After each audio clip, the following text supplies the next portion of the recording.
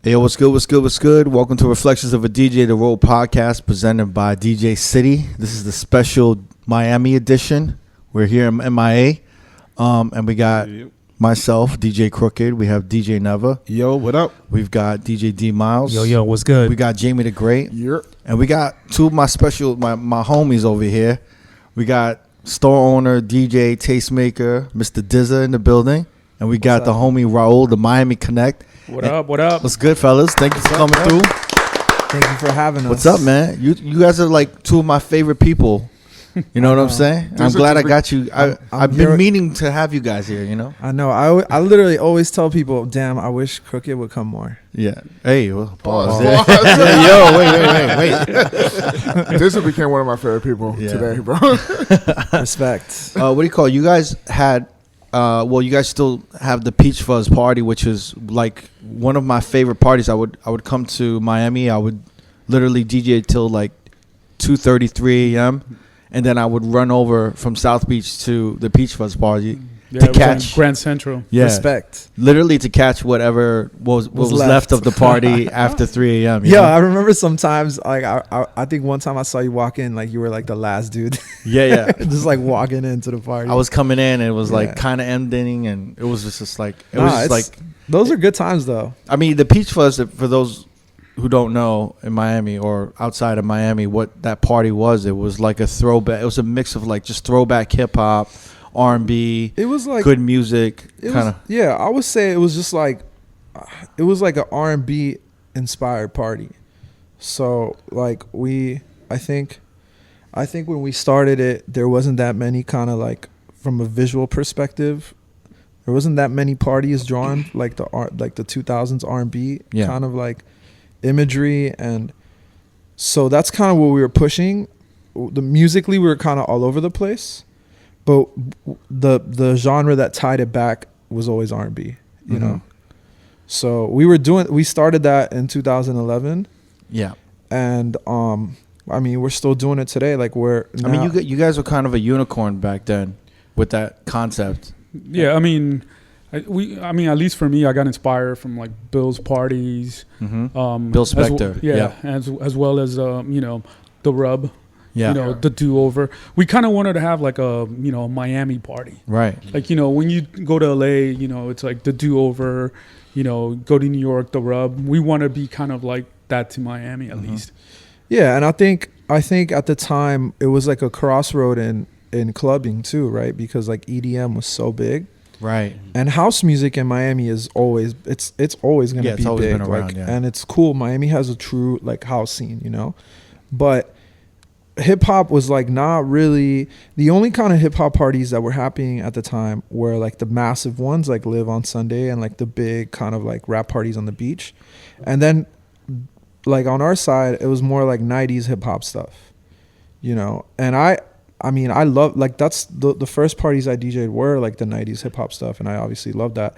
But I think I realized that it was maybe an opportunity for us to, like, grow and get into something new before somebody else does. It's like a time and place thing, So, yeah, at the time, a lot of places, like, wouldn't even let you play rap, or would tell you to not play it for too long. Or like when you did play like someone like I don't know like Ja Rule songs, you were like, what the fuck is this shit? So it was kind of like for us it was like a perfect time and place situation where like a new generation of people were going to the clubs like downtown, like the cool kids that were coming out. It was like kind of like the DFA Records era and like all kind of like all like that New York kind of like indie shit was being phased out. Like those people were getting old.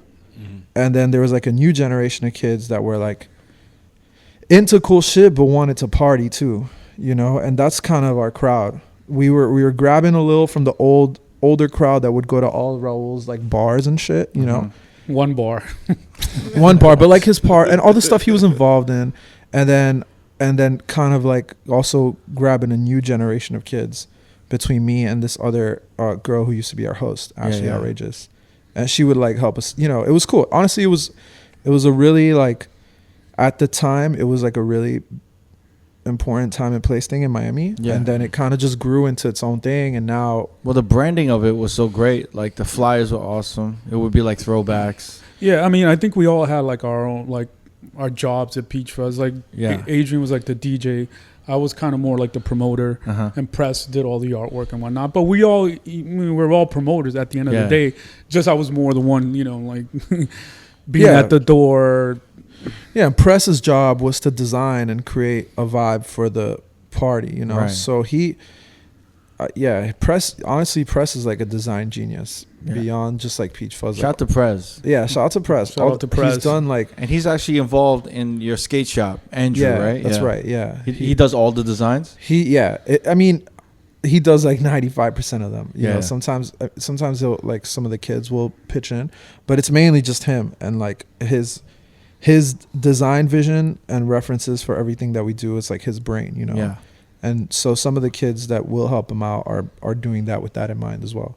But Press is like, Press did the last NERD album cover. He's done like the Miley Cyrus tour book. Like he did the album too. he also did the album cover. That's true. Yeah. He did like the Terry Richardson book back in the day for R.O.A.D. And he's just done like a lot of shit, Yeah. Ross's rap page. He did the Rap Tees Tees. book for Ross. For Ross One. So Yeah. He's just kind of like Just takes forever. What's his at? Do you know his at? Press Rodriguez. Press Rodriguez. He's just a Yeah. very visual. He's a smart guy. He's into so many things. Super humble too. When I met him. Yeah. Somewhat. Is he from Miami also? He's He from was humble Miami. to me. I don't know if he was actually born here, but He was like, born in Minnesota. he was born in Minnesota. That's true. Minneapolis. But he's a Cuban. Like he's a straight Cuban. Like Cubans just found a way to get to America, but they always eventually just come back here. Dude, they got You to know. Minnesota. That's crazy. I mean, Yeah. I mean, people got took. Minnesota, I mean, that's crazy. honestly, a lot of people went to Vegas, but Vegas is so warm that people just stayed there. So there's Cubans in Vegas. That's like Yeah, there's a lot, Yeah, actually a there's a lot lot. of dealers. Yeah. A lot of car dealers, I guess, that were, in the casinos in Havana. yeah, it came to when, Vegas. Yeah, when Castro took over, they like left and started really? working. Yeah. I remember one time meeting a dude and like an older dude, and he was the dealer. He's like, yeah, I used to work in Havana. Yeah. I mean, they're like in the past. What?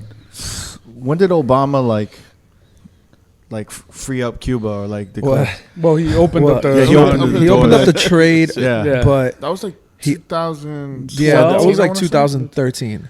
But then Oh, he was it? also his last action was to remove Restrictions. wet foot, dry foot, which is this law that the moment that a Cuban would come into America, they would have a right to residency. Mm-hmm. So all these Cubans would come to America Yeah. and basically be instantly Citizens. they like not citizens but their path to residency and therefore citizenship was like Yeah. which is fucked up in comparison to like all the other countries in the area had to go the proper channels and shit. Right. I mean, I'm Cuban. My mom's Cuban. Yeah. But yeah, Press is Cuban, was in Minnesota, but then ended up like all Cubans coming to Miami. Mhm. Because there was like when Obama opened up the floodgates, and there was like the strip clubs in Las Vegas. It Had was mad like, Cubans? Had mad Cuban. Crazy. Cuban dancers started but coming out. I don't think it was I think he Yeah. opened the gates He more opened- on like on the yeah, trade where yeah. I actually went to Havana. Oh yeah. In like 2018, the beginning of. So 2000. one had nothing to do with the other. I don't think so. No. I think there's just always. I think the wet foot, Cubans. dry foot, Nah, just man. a close to Man. one. It was Because not. I It feel was like a little crazy. I've never seen yo. as many Cuban women in strip clubs in the Maybe last like few years. Nah, maybe yo. strip clubs closed down here and they all went there because Crazy. here is all Cuban strippers, right? Well, not all, but it's a lot of Cubans, Venezuelans, Colombians, Yeah. and then like Russians, whatever. Yeah. But I mean, the real floodgates were opened in the late 70s, early 80s with the Mariel stuff, where like basically Castro was like, I'm gonna release all the prisoners. No, I mean, Yes. he was. He was basically This is like the worst history. I mean, I'm No, about to say, that's what I said. No, He's no. exactly like me. I'm about to say like No, no, like I'm a like- Scarface. No, yeah, exactly. Raul was like 30 when it happened, so he knows. Look, I'm telling you, like my twin. Nah, Raul. No, Raul, actually, Raul probably knows better than me. He basically like opened like, hey, if you want to go to America, Yeah. you could. And also he's like, well, let me empty up some of the prisons, get rid of certain people and whatnot. Mm-hmm. But it wasn't just Yeah, no, but amongst everybody also. I was making it sensational, you know. Yeah. I'm on a podcast, you know. So anyway. But something must have happened. No, like- the 80s was the first wave of Cubans came In 59. during the revolution. In 59. Yeah. Yeah, and then the second wave Was really in came in the 70s and 1980s. 80s. Yeah. Well, the 80s was when the Mariel. Yeah. And so that's really when the influx of and you could tell there's a big in Miami there's usually a wealth discrepancy between those that came in the 50s and those that came in the 80s, because in the 50s a lot of those that came were able to find their footing, maybe bring in some of the companies that they had over there and come into Miami and sort of like, you know, So a lot of the established business owners in Yeah, Cuba I mean- came over here. and and then in the 80s it was more like shit had already started happening in Miami. So not that it was hard, but it was definitely like, you know, there's just a generation like the Cubans that came from the 50s and 60s, they live in the nicer areas of Miami, like Westchester and, you know, and South Miami and whatever. The Cubans that came in the 70s and 80s, they're more like in the what's considered like Where I'm from. the poor Hialeah. areas like Hialeah and Kendall and all sorts of like different areas in the city that are like a little more low income that are now nice. but- It's like middle class, really, like working Yeah. middle Is class. but is there like kind of like a tension between the No, classes and the no. generations? Yeah, A little? no, not no, necessarily, no. Cubans are they're the same. No, but like in 1980, the Mariel was like, he opened it up as like, hey, if you're not happy with, you know, in Cuba, Yeah. you could leave. So, you know, Yeah, people mad that people, like, mad people bounce. like it was like it was like fuck's gonna be happy then? 100 and something, like I think it was 140, 125,000. Yeah, it was a lot. Wow. It was a lot. But yeah, my mom actually came like just before Mariel. But you're half French, right? Yeah, well, Armenian, too. And I'm my Armenian. mom is Cuban, but my dad is Lebanese Armenian. So you know, like the genocide happened in the early 20th century, and everybody either spread to like Lebanon or Egypt or Australia, Argentina, or LA, I guess. And my dad went to Lebanon, and then there was a war there in the 70s, so he moved to 80s, France. 70s and 80s. Yeah, but he left to France in the 70s. Oh wow. And it was the Arab Christian War. Yeah. And so he moved to he moved to Paris, and my mom also moved to France when she was 18. That's where they had And me. they linked up because you speak And you- French and shit, right? Yeah, it's my first language. He was Wow. born in I was France. born. right? Yeah, I lived in Paris probably like 11 years in total. I lived in France 11, 12 years total, and then I'm 29, so I lived the other 17 here.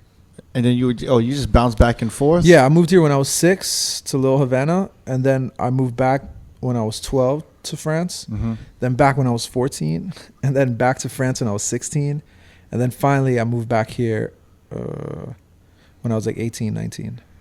And then that's when you started DJing, or what? Like, Yeah. how did you get into DJing?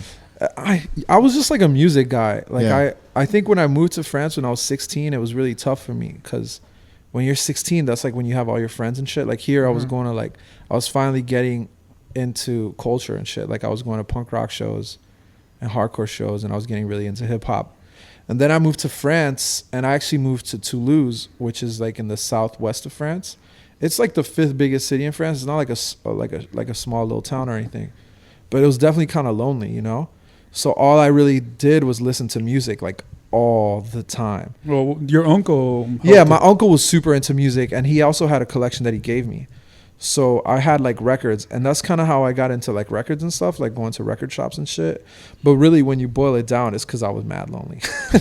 So I listened to a Shout out lot. to loneliness, man. What was you listening to back? Dude, these days? like, I mean, that's sort of how me and Adrian met, you know, just talking.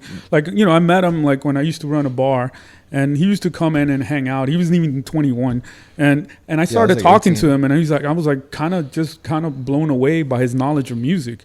Because, you know, it's like a 18, I think it was, how old were you? Like 17, 18 when I met you? I think like 7. It was. I think you met me like when I had just come Oh, back, but I hadn't 18 then, moved 18 or yet. 19? Yeah, 18. And like and I was just talking to him, and I'm like, dude, this dude's music knowledge is amazing. You know, for some kid at 18 that knows about like KMD and you know, just like 90s hip hop. You know, it's like I was like P Rock and Seal, Smooth Gangstar, and I was like, yo, dude, what are you doing? You know what I mean? What I was doing was reading forums. Like it's not a cool story at all. I was just on the internet.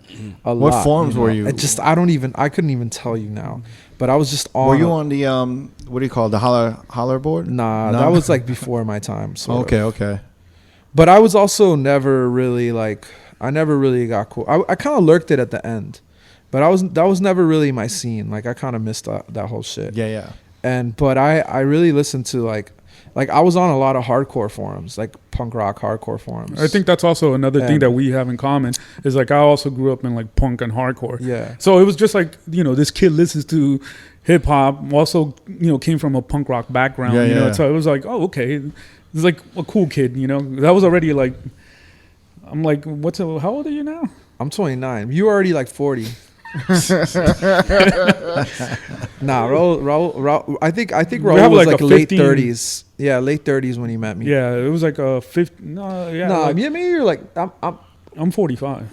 So you're 16 years older than me. Yeah. So when I so met think you, about like it. 19. When Raul was 18, I wasn't even born. Jesus. No, that's not true. When Raul was 18, I was 2. 3. Yeah. So, you know, it's just like talking, and I was just, again, I said I was blown away, but I was like, why you? He used to DJ at this place called Purdy Lounge. That was your first residency. Yeah, that's kind of, so like when I was like 16, I listened to like, when I moved to France, I ended up just getting into really into hip hop. Like I transitioned away from like punk rock and like kind of like indie music, more like into hip hop, I guess. And so when I first got to Miami, I met this dude, DJ K Razor, who's the shit, like one of the coolest fucking dudes ever. And he kind of put me on, like he helped me a lot, and he put me in touch with this dude Joel, who used to throw this party at Purdy Lounge, which is like a legendary.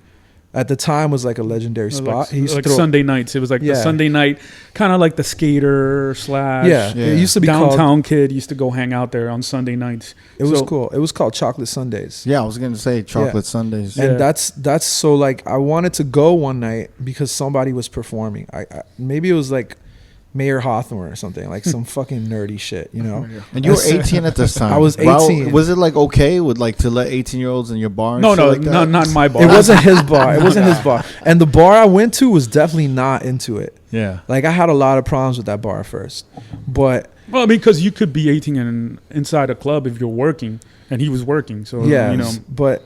I mean, the manager hated me, yo. Like I remember the first night. So Joel was like, "Oh, he's 18. Like, why doesn't he just open?" You know. And the story's funny because like, I was 18. I had never been to like a club before. You know, I was just kind of like, this is my like, you know. So he's like, "Yo, show up at 9:45. Like, don't be late." I'm like, "Fuck, all right, cool." So I'm getting to the spot. It's 9:37. I can't find parking. Right at the time, my grandma had a handicap sign. So I always gave her shit for it, even though she needed it. But I always gave her shit about it, like, oh, you can park right here. So I was like, fuck, there's no parking. Like, I've never been to a club, so I'm thinking it's packed in there, you know? Like, like shit.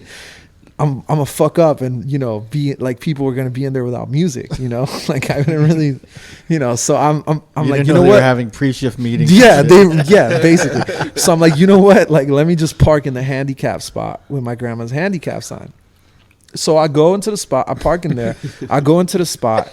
I end up meeting this dude Poncho, DJ Mr. Maneuvers. He's a Miami OG too, and he's actually one of the first guys who also helped me out in the DJ game. And he was like the resident there. So we're just talking, and he's just whatever.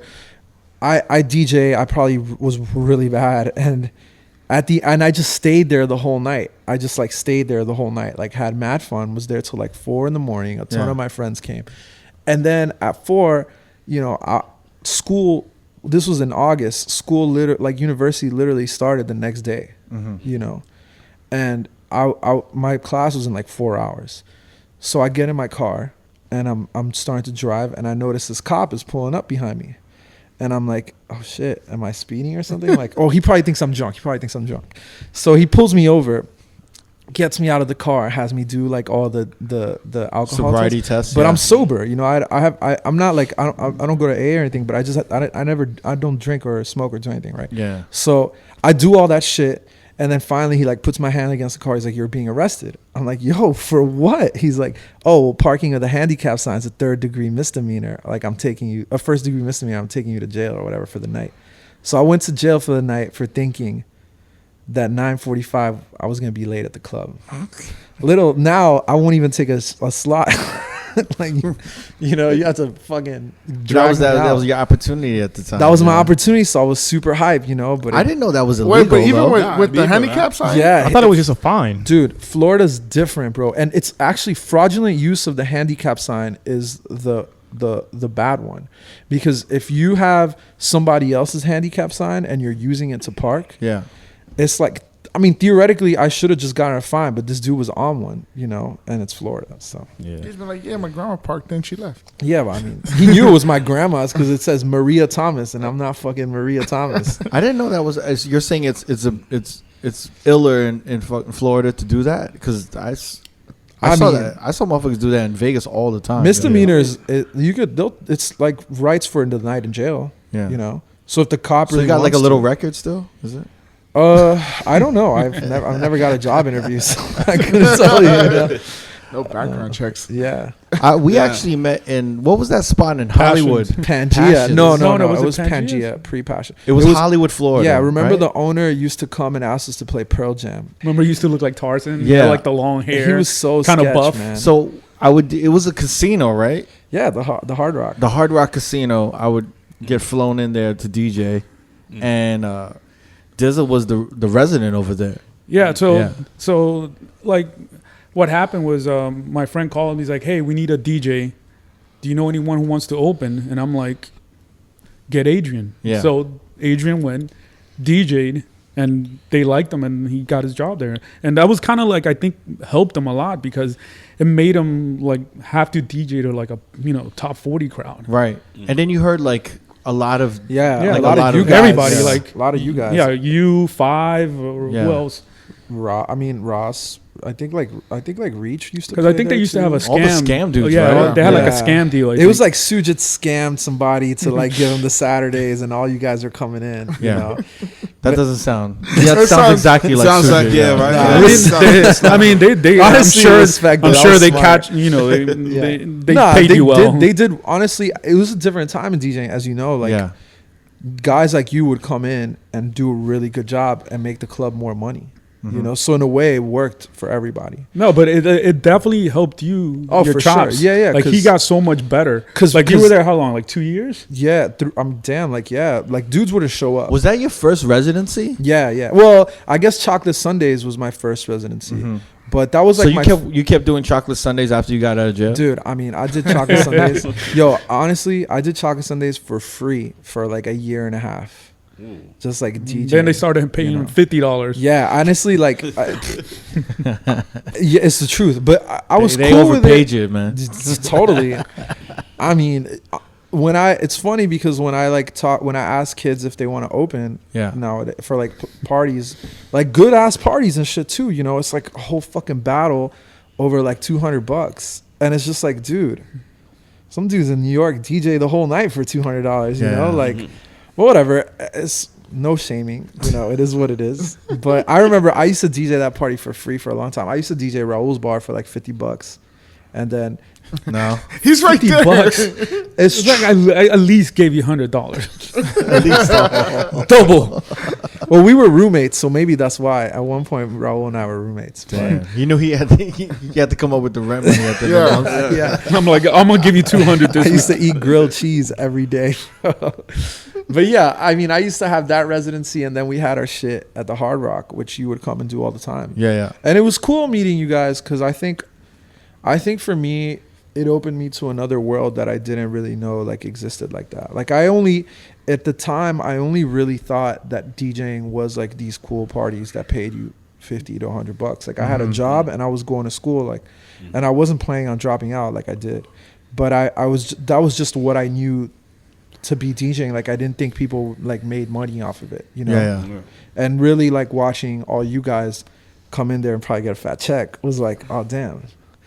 Like, you know, they pay me like $200 every week to Oh, go really? open, you know? And then Hollywood is like, what is it? Like an hour drive, 45 minutes? No, it's like 25, like, 30. Yeah, like 30 minutes. 30 minutes from Miami? Yeah. They just Yeah. reopened. They just did. And my friend actually Sean. that I met through DJing there all the time, this dude Sean, who's like a Shout great out. guy. Yeah. His family used to own clubs in AC, and they moved down here and they opened that club Passion, which was next to Pangea. Now there's a club in there called Dare. I DJed the opening actually like last Thursday on Halloween night with Oh, Five. dope. Yeah, me and Oh, Five. yeah? Oh, dope. Oh yeah, I did see you. Was Is there it the last- same owner? It is the same owners, Oh, but wow. but the Hard Rock's involved now too. Okay. So I know that the Hard Rock, like, I know that I think they like named the club and they're working really hard with like getting it open in other places. Is Tarzan still involved? Who is Nah, that? he's not in that club. Different club. He's in But another you know what's club? crazy about Yeah. Tarzan? He's a lawyer, and apparently he was a good one until he obviously got disbarred. For being a racist? Nah, it's America. Nobody gets disbarred for being racist. It was They really had to weird. do, like, It was pills like or something. it was like the one of the He only used to times, remember. He used to yeah. always like, yo, play some Pearl Jam. Yo, remember? he used to come up. Yo, It you was a I mean, Pearl maybe- Jam, right? Yo, he used to come up like dead ass right before Middle of the night. right before someone would go on. He's like, "Yo, I know Mauricio's not gonna play it, so play it for me." Soundgarden, and I would be like, "Soundgarden?" He's like, "Yes, Soundgarden." I thought it was Pearl Jam. Same shit. Pearl Jam, Soundgarden. It's like same. You know, but yeah, it was Pearl Jam and Soundgarden and like what is it, Temple of the Dog, like all those like like grunge bands from Seattle and shit. I think he was from Seattle. And so yeah, he would make me like literally it would go from like Missy Elliott Lose Control to fucking Jeremy, like, Yeah. fucking shit. I remember he used to come up to me, like when I would spin over there, and he'd just be like, "Yo, let's take this hood shit off." Yeah, He Look at said this hood shit. shit or he said something nah, else? He you would know say what he some said. other shit. You know Yeah. what he said. He would play, And I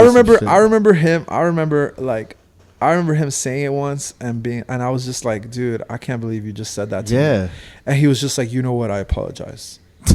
Doesn't And just make up walk for away, it. but I know he was not sorry at all, you know? Yeah. But I'm telling you, man, it's like when you really think about it, that almost it feels like just a totally different era. Like I feel like that was not the only place. Like that was just at the time, like EDM was just starting to blow up, and the music was just so different, like Yeah.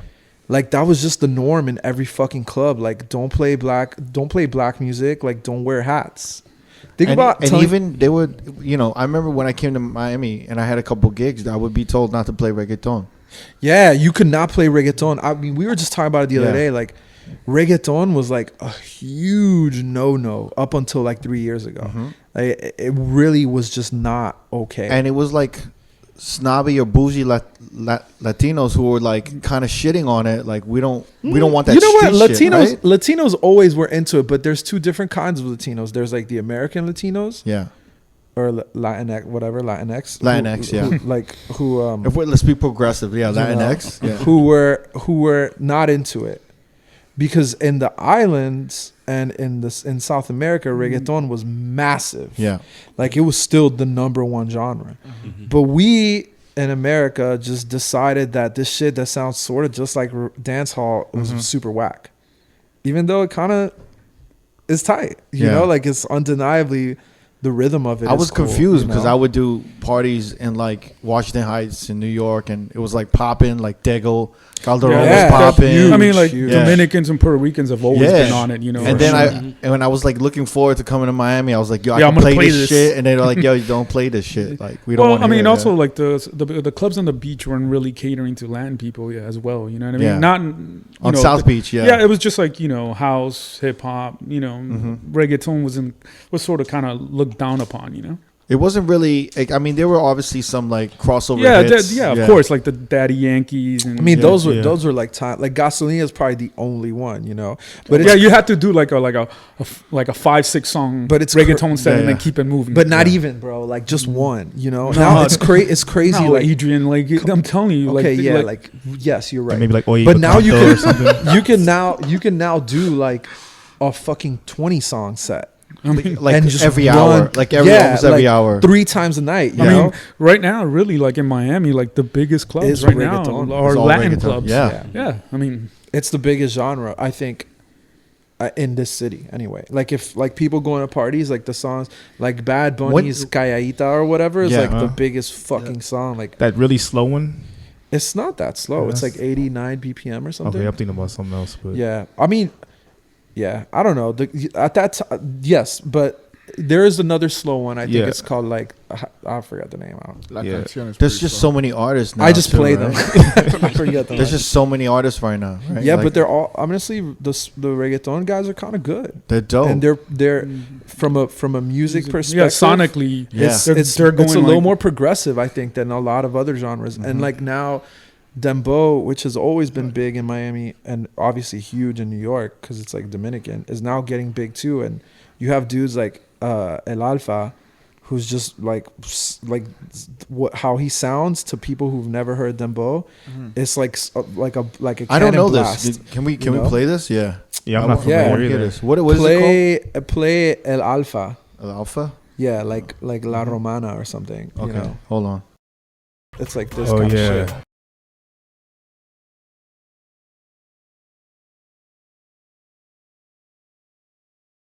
El Alfa's been around for a while. He's like an OG, you know. When, At this point, like a younger OG.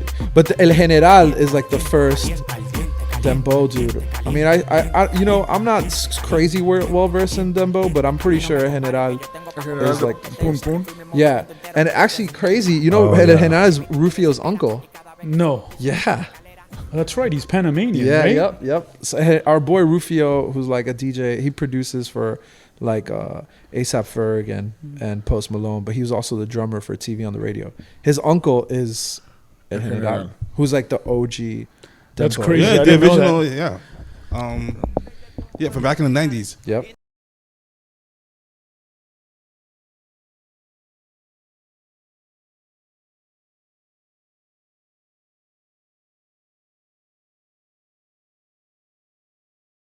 Shout out to Rufio. He's doing really well. He used to be part of this crew called like Ninja Sonic. That was like a New York kind of like crew for a while. And then he did TV on the radio, but he's always like DJ'd for a while and now he's just like producing and doing his thing, you know. You say he produced for ASAP Ferg? Yeah, he Yeah. did the first single. He's What is it? Floor Seats or something? Yeah. He's done quite a lot of songs. He did that was like the best song on the album. yeah, it's pretty good. What's Yeah. that song? It's all about the motherfucking money that was Yeah. that came out like a couple years ago. Troy Yeah. Ave. Troy Ave. Dude got Yeah. shot. Yeah, he produced that song too. Oh shit. Damn. Yeah. Yeah. Diddy was on there, right, or something? Everybody, Rick Yeah, Ross everybody had a did really the good remix. remix. I actually like that song. Yeah, the beat. I thought the beat. It reminds me of like some I don't know, like New York shit. I Old school guess. New York shit. Yeah. When did reggaeton start hitting like all like the clubs and start invading South Beach? A J little bit? Balvin. J That's Balvin. it. Yeah. Anybody can claim anything else. That's him. He's the guy who like really brought it mainstream. Like obviously that Justin Bieber remix song Despacito. was Despacito, huge. yeah. But I mean, J Balvin is like Yeah, it's- Colombians just him- brought it back, right? him, yeah. Nicky Jam, like Yeah. Maluma. All those dudes were like. I remember when I remember us having like traffic issues because of the arena. Because like, and I was like, what the fuck is going on? And I would see like Nicky Jam, like, who the fuck is this Nicky loser? Jam? Yeah. Like, what? And This this was is back in mad the day. people. Like this is years ago. And then I was like, oh shit, this dude's actually fucking. I'm the loser. Like, this dude's Sorry, Nicky yeah, Jam. my bad. Yeah. And So yeah, go ahead. no, it's just big now, and that's like the big Pause. kind of music that you Yeah. play at the party. So like, what would you say? Like almost 3 years ago? Yeah, Yeah. like 2016, 15, Well, like 16. 6 a.m. was popping. Like that was J Balvin Records. Yeah. Don't you think Yeah. it's weird like that gap where there was like almost Yeah, no it was like rec- the first wave was like I guess maybe like 2004. 2004, 2004. Yeah, yeah. Well, yeah. nah, I honestly think it's racist. racism. Yeah. Like it's racial. Like racial? because it makes no sense that it would continue to be so massive everywhere else, but America decided that this. Well, not even even in Miami, we all collectively decided that this shit was too, for lack of a better term, ghetto for us. Yeah. Mhm. Because we didn't want to be a part of it, and the crowds that would come to the parties are like, oh, you really want to bring the reggaeton crowd? Right. You really want to bring the dance hall crowd? And then it's not surprising that the last 4 or 5 years, it feels like the two biggest genres, you know, subgenres, I guess, are reggaeton and dance hall. You know, Yeah. Don't Yeah. you feel like in every market, whether it's reggae, hip hop, reggaeton, or anything, it's almost kind of like it has to be catered and packaged for like white America. 100%. And Or if they it's got to not, be part of it. yeah, or if it's It not just packaged and it like honestly just showcased depends. properly for Yeah. like white America, Yeah. they're like, we can't sell this. Yeah. And I think in the past 4 to 5 years, I think it's all the internet. I mean, I think, yeah, I think, but I also Oh, you think it's, you're saying it's changed? I think it's changed Yeah, I because I agree think with reggaeton, like Latin America, Latin communities, and all these Latin countries, South America, Central America, I think they created their own market. Yeah. You know what I'm saying? And I mean, it was think such a it's huge true. market, and Well, no one could deny it. You know what I mean? America is like increasingly brown, right? So Yeah. like there's more and more Latin people, more and more black people in this country, and like it's only a matter of time before whites are minorities. So like all of a sudden, these markets like LA, New York, Chicago, Miami, maybe even DC, were selling out Latin, like arenas were selling out with Right. Latin artists, you know? Yeah. Dancehall's different because there's I know there's a bunch of like legal issues, like the Commonwealth is weird for their immigration, like they all go to Canada and the UK and shit, but they kind of never come to America. Like I don't really know what the deal is with that, but Yeah, there's, I don't know. I haven't But been in the reggae scene, but there hasn't been any breakthrough artists. Popcorn Right. is pretty Popcorn big. can. Yeah. Popcorn is like Yeah, but not like on a Sean Paul level. no, but it's just different. Again, But that's it's what I different mean. now. It's not Yeah. even like a Sean Paul It's level. different now. You don't have to be like that. But Popcorn, dude, could- there's so many reggaeton artists at once. It was like J Yeah. Balvin, and then Bad there was Bunny, like Nicky Bad Bunny, Jam, Anuel, Nicky Jam. Ozuna. Yeah. Ozuna. Yeah. There's like Maluma. tons of artists. Maluma. coming out. but the thing is, they were all already big Yeah. over there. You know, I mean, Bad Bunny is recent. He's a newer artist. Ozuna is like a newer artist because they're young. I know Yeah. too. But all these dudes have been making bread Yeah. forever. You know, so it's just kind of like, you I know, feel like the first wave, I thought it was heard by like American artists hopping on and making really shitty remixes. you talk just specifically Lil Jon. No, Although like, those shits were fire. it was like R. Kelly had a remix of fucking, you know what I Burn mean? It Like, Up. yeah. Burn- Which like, was- yeah. Well, didn't Nori do a whole reggaeton album? He did. Yeah. Yeah. That's when Rockefeller Records had a Reggaeton. Yeah. reggaeton A division. Latin division. But he kind of started the crossover wave, right? No, With he Oye did. Micanto. Yeah, Oye Micanto Yeah. was the Yeah. biggest. Yeah, Yeah, definitely, big yeah. You know what I'm crossover. saying? Him and Cypher Sounds, and then yeah, Cypher Sounds. shout out to Nina, Yeah. Sky. yeah, Nicole they're actually and they're Natalie. tight. They still DJ and they're tight. they Oh, come yeah? out here. They just spin out here a lot. New York, I um, think more, but Yeah. they're just. I think it's cool that they're around and like still doing stuff. you I mean, know? they still look like super fashionable. Yeah. Like, yeah, They I had just- a residency yeah. in Vegas over the summer They did at a pool. Yeah. I believe it. Yeah. oh, they were. At a Flamingo pool. Their hits were Yep. cool. They had good songs. They Uh, did have good yeah. songs. Mhm. They had Yeah. the one with Alchemist too. Yeah, they Let's not Hold Me did. forget Down. about that Oh, one. yeah. Yeah. Let's not forget That was about awesome. That was the shit. That was a shit. That too, was a yeah. great song. Yeah. Yeah. And yeah, they're just fucking cool. You know, like like people stand through like are still around after like supposedly being like quote unquote one hit wonders or whatever. It just shows that they're really into it. You know, Mhm. and Yeah. cool, like down with the shit. You know. So nowadays in Miami, what's the sound to you? Is it predominantly Latin music with a sprinkle of? I think the sound is as the same as it is anywhere. You know, it's a lot of hip Nah, hop. but there's definitely a I mean, bigger land. well, I mean, it like, just I mean, listen. depends. at I'm the not end- playing the Latin clubs like that. Mm-hmm. So for me as a DJ, Yeah. I think yes, there's more possibilities to play. There's like you could play more Afro beats here than you could outside of like DC and New York, probably like the two best places for that shit. Yeah. And you could play more dance hall here because there's a big dance hall market, and you could definitely play more Latin songs. But at the end of the day, like it's still the hip hop songs and the couple pop songs, I guess. It just depends what you're playing. Like sometimes I play like parties where I don't play any of that stuff, but mainly like the ones where you're getting paid. Yeah. It's Well, like- you're resident at Live and Yeah. Wednesdays at Live, right? yeah. Which is their one of their biggest industry nights. Yeah. Yeah, it's like their industry night. I Besides think. their Sundays at Live, right? Well, Sunday is just like their monster night. They Is that just, still like, going kill on? it. Sunday Yeah, in Live? it's Yeah. going strong. They Damn, Honestly- that's like a long ass run. I respect them a lot. I mean, not just because they employ me. Shout out to that, but Shout also out, because yeah. I think there's value in the fact that they're very consistent in the people that they work with. Like you rarely see crazy changes in there. It's a lot of the same people all the time. Mhm. So they kind of know they know the direction which they want to go in all the time. They're not really ever like doubting themselves. I mean, they're always looking for new opportunities and new ideas. Like Thursday night is a Spanish night for them now. and they kill it. Like the Spanish night was great. So they did a Latin night. They it's do on Thursdays. right Thursday nights. That's dope. Which I think for them was When did like, they start that? when they reopened. Around the same time we started our.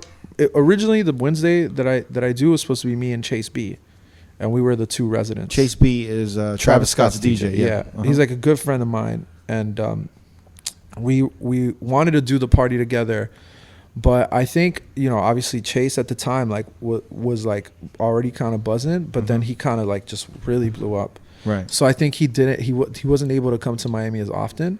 So I obviously stuck around because I live here, and they added a couple guys like this dude Five Venoms, who's like the DJ for Rolling Loud, which is like the big festival, and Iron Lion is around too. But I'm one of the residents. It's pretty much a hip hop night. It's a big room. It's a really big room, and it's all hip hop all night for the most part. I remember when I first used to play it before I started my new party, like when I would just play like once or twice, which I'm pretty sure like the first 2 times they hated me, but it worked out.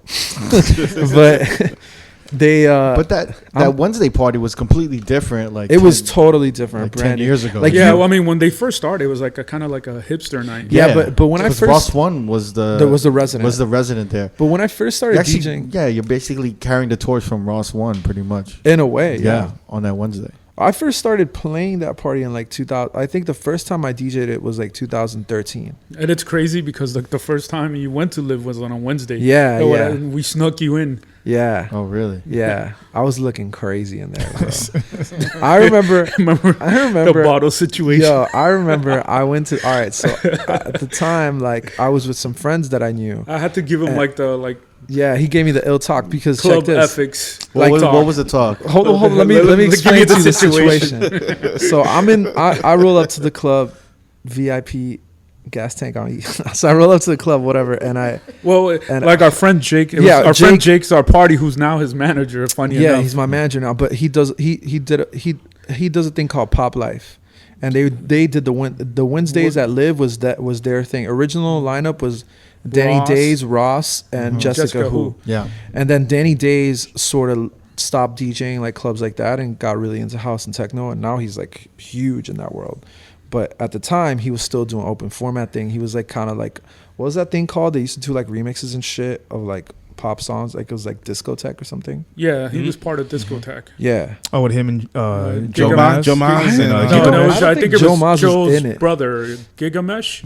Yeah. I think it was them 3, maybe. Conflict? Nah, that was like a later incarnation or something. Yeah. I don't know. So Danny was like the guy, and he bounced. He's doing house. He's killing it. And then Contra came into DJ, and then for mad long, like I would go because all my friends would go to that party. So the first time I went, I was 19, and Raul got me in, and I'm in like the VIP section, and I don't know anything about clubs. Well, it was like me and Jake, remember? Yeah, him and Jake. So I don't know. Jake didn't want to get you in. By the way. He didn't want to get me in. So but whatever. I knew nothing. Rightfully so, though. Yeah. Right. Well, I mean, but look, he had like a beer at 14. So whatever. I didn't know anything about clubs, so I'm walking into the club and I go meet Raul, and my homies like they knew somebody at another table or something, or one of the girls got invited to one section or whatever, and I'm like, oh, sick, she's on the couch. I'm gonna go stand on there with her. And so I'm rolling up to some promoter's table. I don't speak to any of them. I just get up on the couch and I'm like hanging out with this chick and this other dude. And the dude literally yanks me off. He's like, what the fuck are you doing? Yeah. I'm like, what do you mean? I'm on the couch. He's like, yeah, this is my couch. I'm like, I don't see your name on it. Like, he's like, no, this is my table, bro. And so, honestly, true, he's right. Like but I don't know about this shit. Right. You know, like I don't know anything. So you didn't give him the talk before? Nah. So I almost get into a fight at Live my first time there. Nice. And Raul yanks me. He's fucking mad, like super mad. That's Raul's fault, though. Yeah. That was your fault. You can't go to other motherfuckers' tables and just like start walking on that shit. I'm My like, I favorite let him table- do his thing. Next thing I know, I look and he's in the fucking promoter's table. I was like, Oh, it was the promoters table too. Yeah. Oh Jesus. Yeah, man. who he happens to work with now. Now I work with him and we're cool. He doesn't. I don't even think he remembers that shit. Desert was like this, like overprivileged, And spoiled, it sounded like like it, fucking man. Yeah. kid, yo. I was like, Yo, I was doing that at 19. honestly, I kind of was. Like, I'm not gonna lie. I'm not like in life. Like Yeah. in life, I was like very middle class. Whatever. Right. Like just like I wasn't. My family was not wealthy. Like when we moved to Miami, we moved to Little Havana. We were fucking broke. Like whatever. And then my mom was single mom. Like she worked hard, figured it out. But. I was definitely, I met the You were right tapped people. into the industry, Yeah, yeah. I met the right people when I was like 17, 18, All because 19. you were lonely in France, listening to Exactly, the right music, my you know? brother. Shout out Yeah. to depression, man. Shout out to depression. But you've always like kind of linked up because you were like cool with rock since Jump. Everyone. Yeah.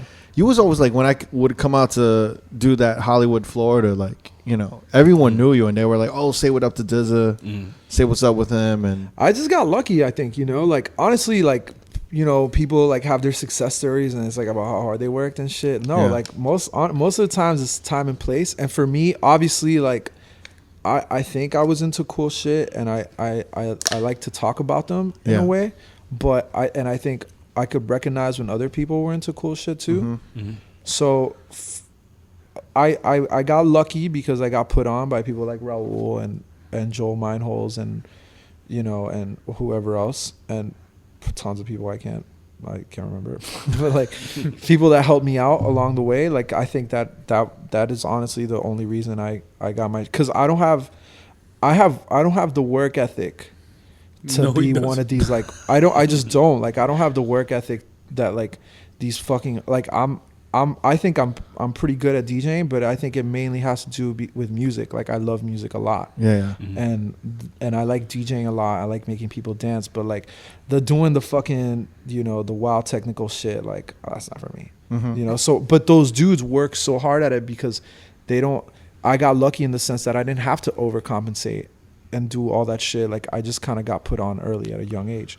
And I think I acknowledged that when it happened, and I really tried to be good at DJing versus like everything. Like from the get, I figured out that the only thing that matters is like making people dance, and liking to make people dance. Like it sort of doesn't really matter like musically what you're into, what you're trying to push into people's brains. Like there's a time and place for that. And because I walked both lines, like I did the cool parties, the quote unquote cool parties, but I also did like the open format shit. I never had to get my nut off in either place. You feel me? Like I kind of just, on Sunday I'm gonna do that shit. Cool. I don't have to do this on Saturday. And it kind of worked because it made me want to get into the open format shit. Like musically, it made me want to learn all that music and learn how to play it. And then I'd have a place to practice it. And then the same thing with the quote unquote cool shit, Well, I remember when you were opening and closing in Hollywood, Florida, like at that spot. Was it Passengers or Pangea? Pangea. Was that Pangea? I remember like I would like the last 2 or 3 times I went there. I remember hearing your set and hearing how much you progressed, and I was like, "Wow, this is like." Thank you.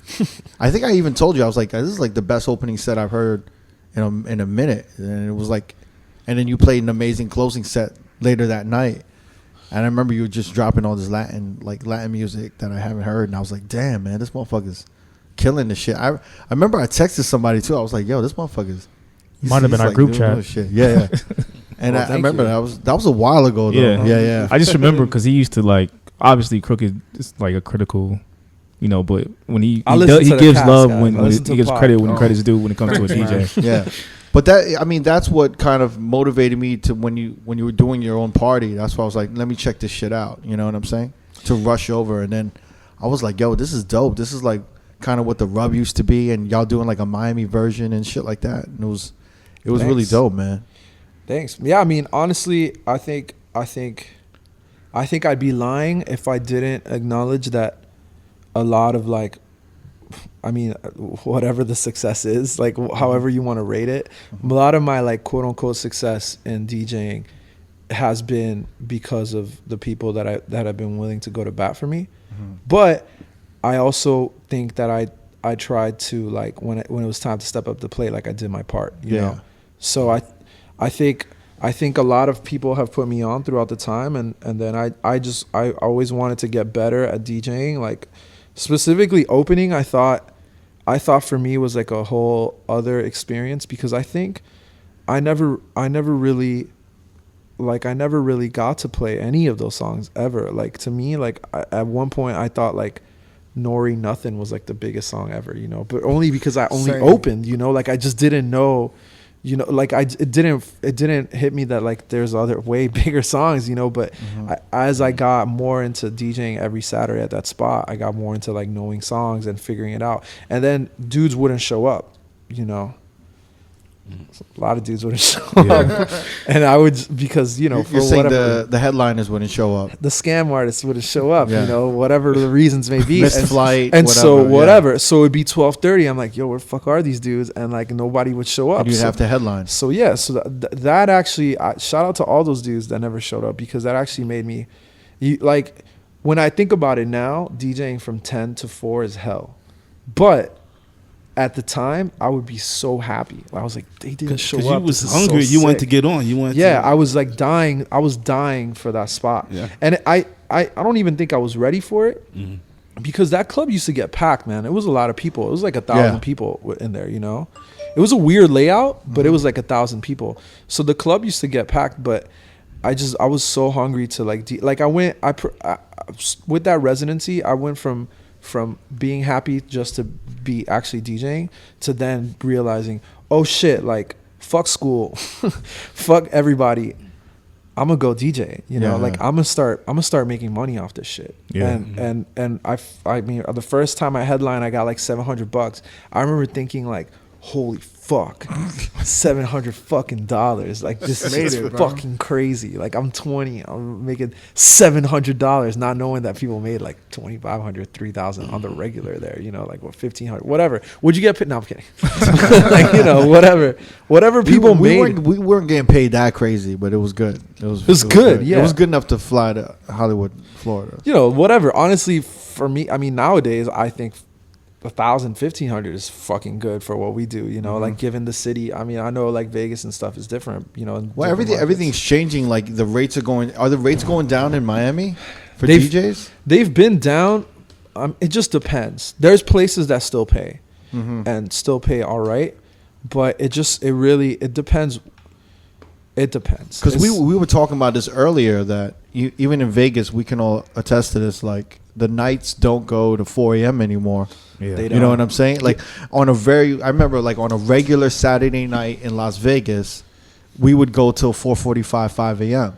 Now, if it's a good night on a Saturday, it might go to 4 a.m. Yeah, but you know what I'm saying? Let me ask you a question. Yeah. Because I think about this all the time, and I sort of know. Yeah. Like, I don't think the clubs that used to pay DJs more, like the new variations of it or whatever, I don't think they're making that much less money, man.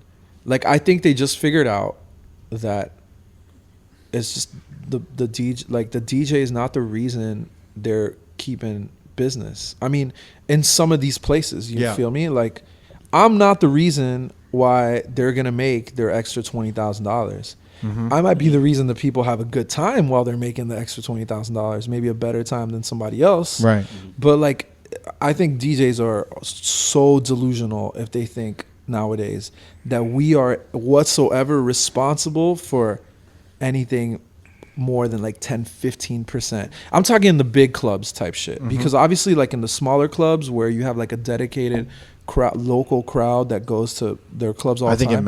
I think it matters for sure. But we're talking like the big clubs, you know. Like when I'm playing live, I'm playing my role. Like I know what I'm here to do, you know. And I'm not here to be whatever. I'm here to do my job from my time slot, make sure I do as good of a job as possible, and keep it moving. Like I'm not gonna argue over a couple $100. I'm not gonna argue over whatever. Like this is what this is now, and it's just that way. Like there's no other way to think about it. There's no reason to think about it any other way.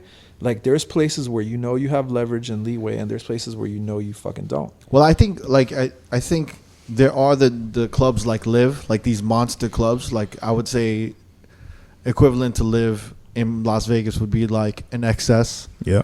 right, or a Hakkasan Omnia. Yeah. Those would be the monster clubs. Like you're right. They're probably not. They're probably doing like their numbers on the weekend, but I still think there's kind of a dip.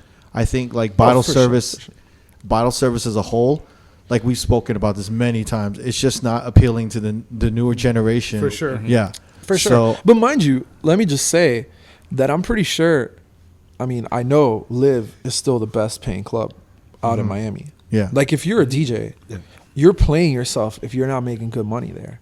And it's and they're not gonna bullshit you about it too. Like they to them, you can't, not just any DJ can play there. So they kind of want the limit to be a little higher too. Like you kind of got to earn it in a way. Yeah. But and I love them because they fucking pay great. They treat us great.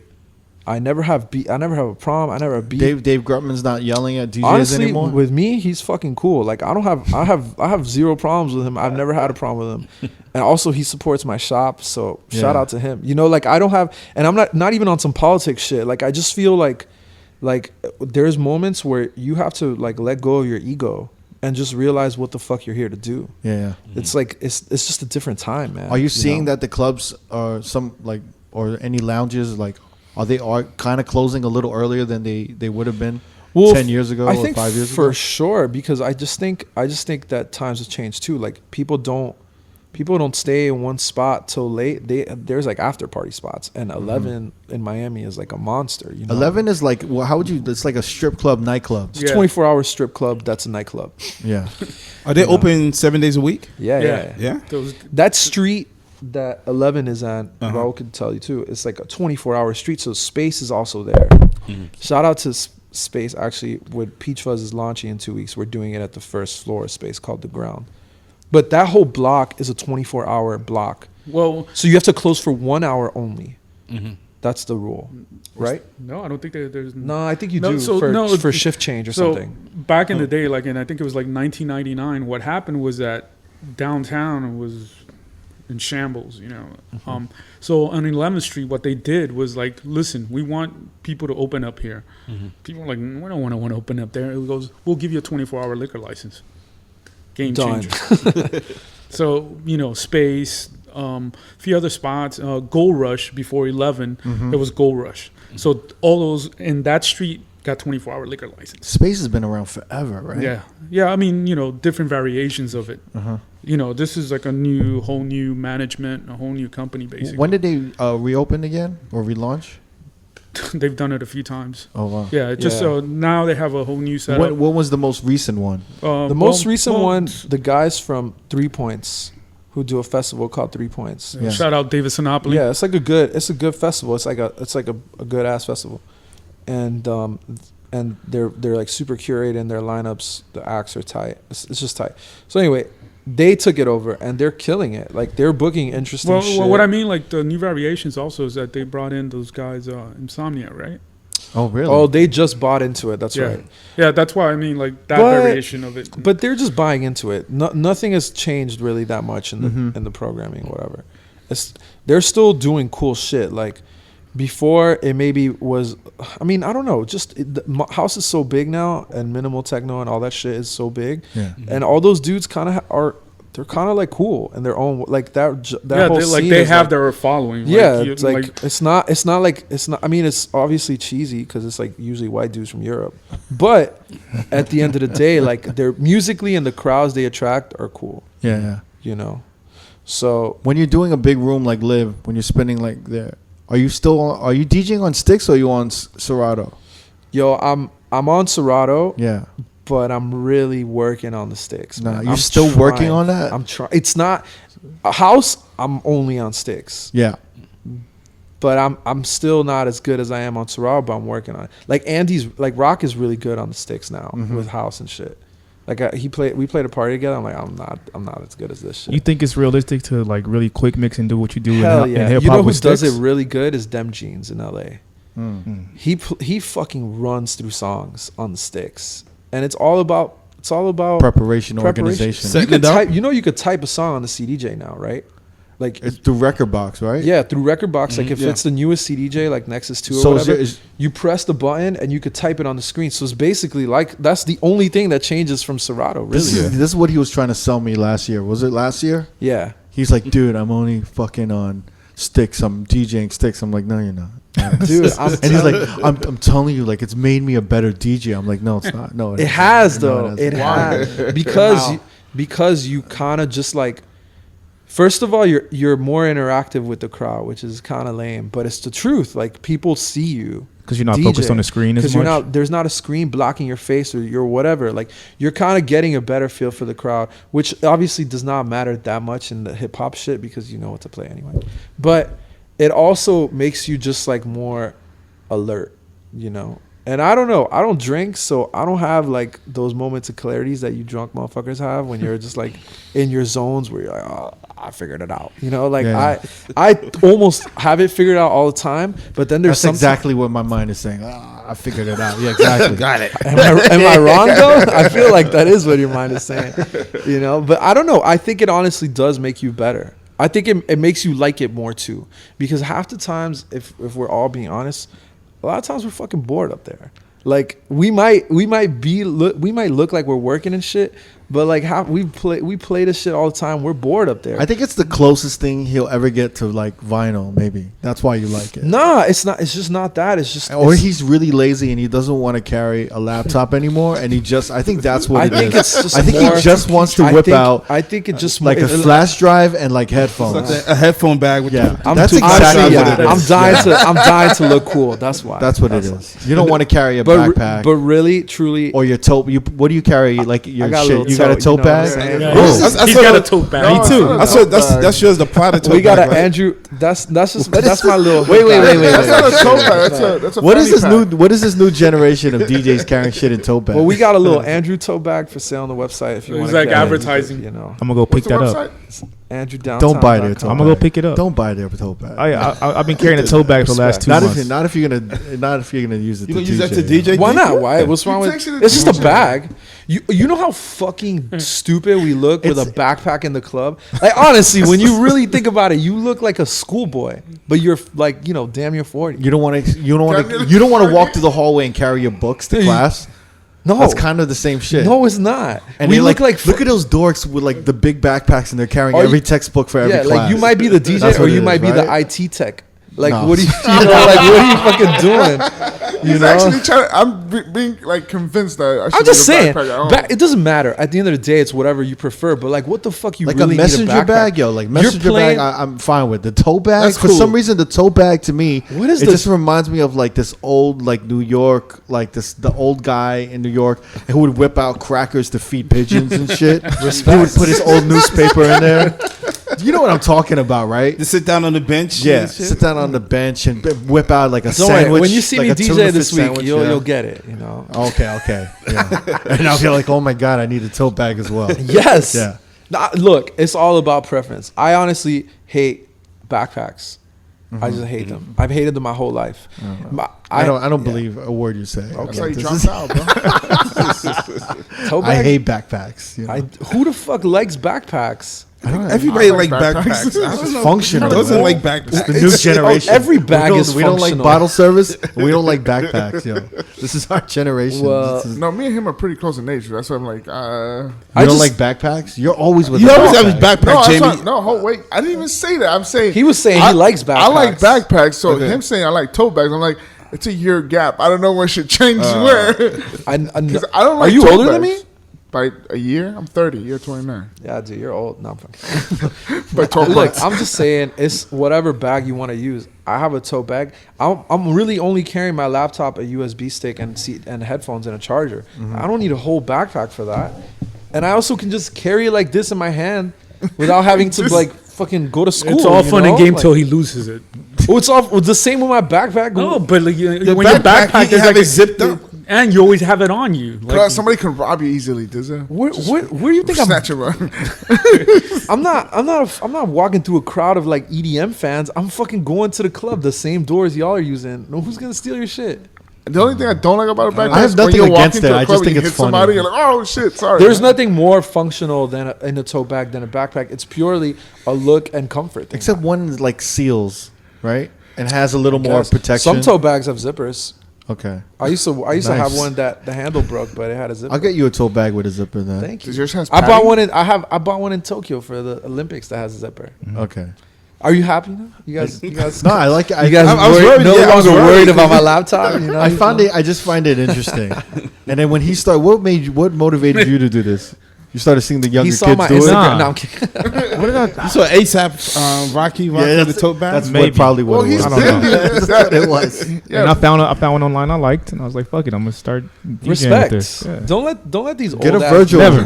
Virgil. Get a Virgil one that says tote bag in quotations on it. I could probably make that. Do you have one like that? You're cool with Virgil. Yeah. He loves Andrew. Yeah, he's been very supportive of our brand. So Dizzy, you have this Andrew skate shop, right? Yes. And it's huge. It's it's not. it's bubbling. We're really doing our well. thing. You guys are doing very well.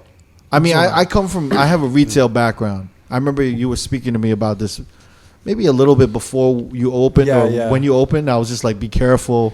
Yeah, for sure. It's just like super rough. But It you is. guys- it's a lot of work, but you It's a guys lot are of doing work. it really well. Because Virgil's like a fan. Like he's buying your clothes. I mean, there's a lot of dudes that are just like literally online buying your shit, right? Mm-hmm. Yeah, I mean, it's funny because I don't really ever talk about it. Yeah. Like, I actually, this might be the publicly like the first time I talk about it. About Andrew? Yeah, like Yeah. just like my involvement and whatever. But yeah, Nick, Press, and I, we started a brand called Andrew like 2.5 years ago. Mm-hmm. And yeah, it's just doing well. It's been cool because we have a good crew of skaters that skate for us. They're talented, they're young, and they look good. And then they all have good taste and shit, which is easy to kind of like, it's easy to pass down ideas when people are receptive to it and open to it. And it's also great for me to like learn what they're into, you know, and kind of like, can you hear me? Yeah. Sorry. It's all good. And kind of just like, you know, grow almost and gain more knowledge through kids and see what they're into and get inspired. But I think for us, like, the most important thing was to be able to build our identity. Mm-hmm. And I think slowly but surely we're doing that, you know. We're a Miami brand. We're very Miami in a lot of our ways, but we're trying to figure out how we're trying to explain to the world that Miami is something worth buying into. Yeah. You know. And so we're doing that in our own way. Has there ever been like a kind of like a skater movement or skate shop movement? Like yeah, you guys for sure. Before Yeah. us, there was a shop called MIA, which was around for a long time. I remember that. Yeah. Yeah. I remember something. And they closed before we opened. No, but even before that, it was Pervert.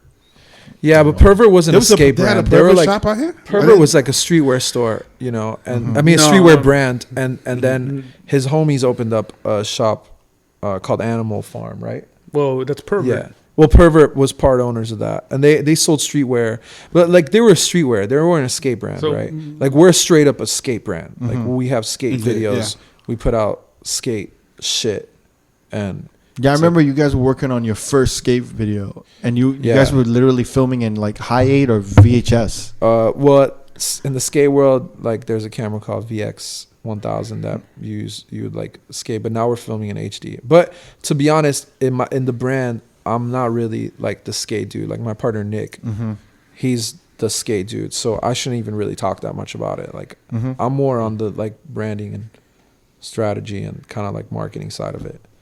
But I think it's been a cool experience. It's like interesting to navigate the world of DJing, which like I think 15 years ago was really, really cool. And now maybe to a lot of these younger kids is like not that cool at all. So it's interesting as a DJ to like walk the line of like how I portray myself as a DJ. What do you mean that to these kids that DJing isn't cool to them? Yeah, no offense to any of us because we're all fucking DJs, but you know, the Well, club's not it. What's their impression of it? I mean, nobody, you know, I think a lot of younger kids are a lot of kids still go to the club. Like a lot of the young kids still go to the club, but they're not going to see us. They're going to see more like niche shit. Like a lot of them are into like house stuff, and then a lot of them are into like, you know, the more underground, not underground, but like just rap, you know. Right. But like the idea of like going to the club is like not. Going to the top 40 club is not enticing to them. It is enticing in the sense that they'll go and they'll have fun and they'll like Instagram about it, but they're not going to go all the time. As in before, maybe like 15, 20 years ago, some of the skate kids were in the clubs, in the top 40 clubs, because I think the top 40 clubs needed people like that in their clubs for it to actually be cool. Yeah. Versus now, they just need money. You know? I feel like bottle service nightclubs in New York have like almost lost all, if a lot of appeal to... Used to be able to see a lot of skate kids, streetwear kids, graffiti kids, even whatever. Supermodels. Like supermodels don't want to go to fucking in New York. They don't want to, like, models don't want to go to like a bottle service nightclub. Yeah, I think like bars and lounges are, you know, that's the thing now. People would rather go to a bar and a lounge where when the music's not like, you know, blasting. You know what I mean? Yeah, if they do go out, it needs to be an occasion. You know. Like a festival, or like even not even a festival, like just a fucking an occasion, like a birthday or some shit. A birthday, or like some dude from out of town is coming in and they're into his music or her music, or you know, like it has to be like a reason to go and get out, because if you want to go and like have sex, you're not gonna go to the club anymore. You're just gonna hit the DM, you know. So like for at least specifically for the kids at the shop, who granted are not your average kids that go out, like still people are going out, you know. Like they might not be going to like the top 40 clubs all the time, but they're going to like the Wynwood type areas, which I guess in Las Vegas is what, like downtown Las Vegas, and New York is like Brooklyn, and there's still tons of parties where people are DJing and killing it, whatever. But Wynwood is like the arts district in Miami. Well, originally started as the art district. It's just a fucking it's a party neighborhood. But that's where all the kids are. Yeah, a lot of kids are there. I mean, I think it's also like gives them the option to like bounce around, because there's so many bars within, you know, if you're like one bar, it's not good. Yeah. You could walk down the street, there's another bar. So they're all condensed in one area. So I think that's the big appeal. You know, it's like you could, you know, if it's something's not popping, you move on to the next one. And are the younger DJs DJing at those bars? Or dude, no. I honestly don't know. I'm just curious to know, like, if there's a scene growing in there, or if there's a certain type of music that they're playing. There is for sure, but I think there's a real gap between what the younger DJs, between Adrian. No, but not even that. Like, I think the younger DJs, like even dudes my age, honestly, are not, when they're DJing. Like, very rare are those that are doing the quote unquote open format. People are coming in with a purpose now, more like how it was back in the day. Like if you're 18, 19, you're starting to DJ, you're getting into house, and that's what you're going to do. You feel me? You're getting into like, you know, future beats or whatever, and that's what you're going to do. Like you're going into that realm, like wanting to play these kind of things versus more so like wanting to be diverse. Where I'm going to play for the room, and I want to work for a nightclub and then grow and build a name as working as the DJ that works at all these high-end nightclubs. Well, that's not a goal anymore. I think now though, I think a lot of kids are trying to do like their own parties. You know what I mean? Like that's sort of how they're like, yo, we're gonna just build our own. I mean, that's what it seems for to me. For sure. But I think that that's cool, versus, because I think it's cool to get good at something, versus a lot of people that got but into Adrian, open format. Are they really getting good? Yeah, I mean, not even. No. I'm just the act of playing music and like learning that music and playing it in a certain way. Yeah, there's kids. I don't want to sound like the old guy shitting on the young kids. You are sounding like the old guy that shits on young kids, but there are internationally there are just kids that are. I'll go to some of these parties and I'm like, dude, these DJs are so bad. But it's just different. Like it's just different. Like. Bro, honestly, like. But that's what I'm saying. Who's telling them like, yo, you're not good? But that's not. But the way you gauge good is not how people gauge good anymore. Like, honestly, not to be that dude, but like Larry Levan's not a good fucking DJ, but he's a great DJ. You feel me? He was horrible. He could not mix. He couldn't mix to say he was fucking great. He played the right records at the right time. Like, we have to stop thinking as DJs. We have to stop caring about how we perceive good from a technical standpoint.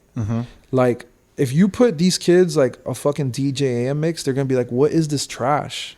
You know, and it's not because he sucked. It's just that shit's not relevant to them anymore. Like the idea of like loudly scratching these songs over these other songs. It's like lyricist rappers. I wouldn't even put it that way. I would just say it's just different. That's what it sounds like. It's just different. It's not, because to them, like what your idea of lyricist, that's not even lyricism. That's just like another science. That's a different science. You know? Yeah, like people, like kids nowadays say Nas is trash, right? It's not. Yeah, and it's like equivalent. Like the bars are going over the head. The mixes of AM is going over their head. It's not even that. That's honestly, the way you're describing it, over their head is almost like you're almost looking down upon them. Yeah. Like they just don't care. Put it this way: what Nas was rapping about, the slang, the topics that he chose, were relevant at the time in the '90s. Right. And the way they used words, you know what I mean? They not saying that rappers back in the day wasted words, but it was like, if they kind of like made rhymes, like words rhyme and stuff, and like mentioned certain brands, we were like, yo, this is dope. Right. Now, like the way rappers spit, it meant something back then. It meant something to us back then, but it's totally, now it just it doesn't make any sense anymore. Yeah, it makes no sense. I mean, dude, like if you listen to like Raekwon and Ghostface, it's gibberish. Bro, it can sound like just gibberish. Saying? Yeah. If you're 20 and you don't like seriously want to care about it, like what? I understand what you're saying. You know what I'm saying? But but the way these rappers like rap right now, you know, I don't think they waste as many words, and they're using less words, and they're saying something completely different that's more relevant. You know what I mean? It's the conversation for the ages. Like it happens every fucking generation. Everybody has the same conversation. But like the question is like, how do we gauge what is good for whom? You know, and like you just can't. Like people latch onto the shit they want to latch onto. And I think the younger kids nowadays aren't like, they're not just so worried about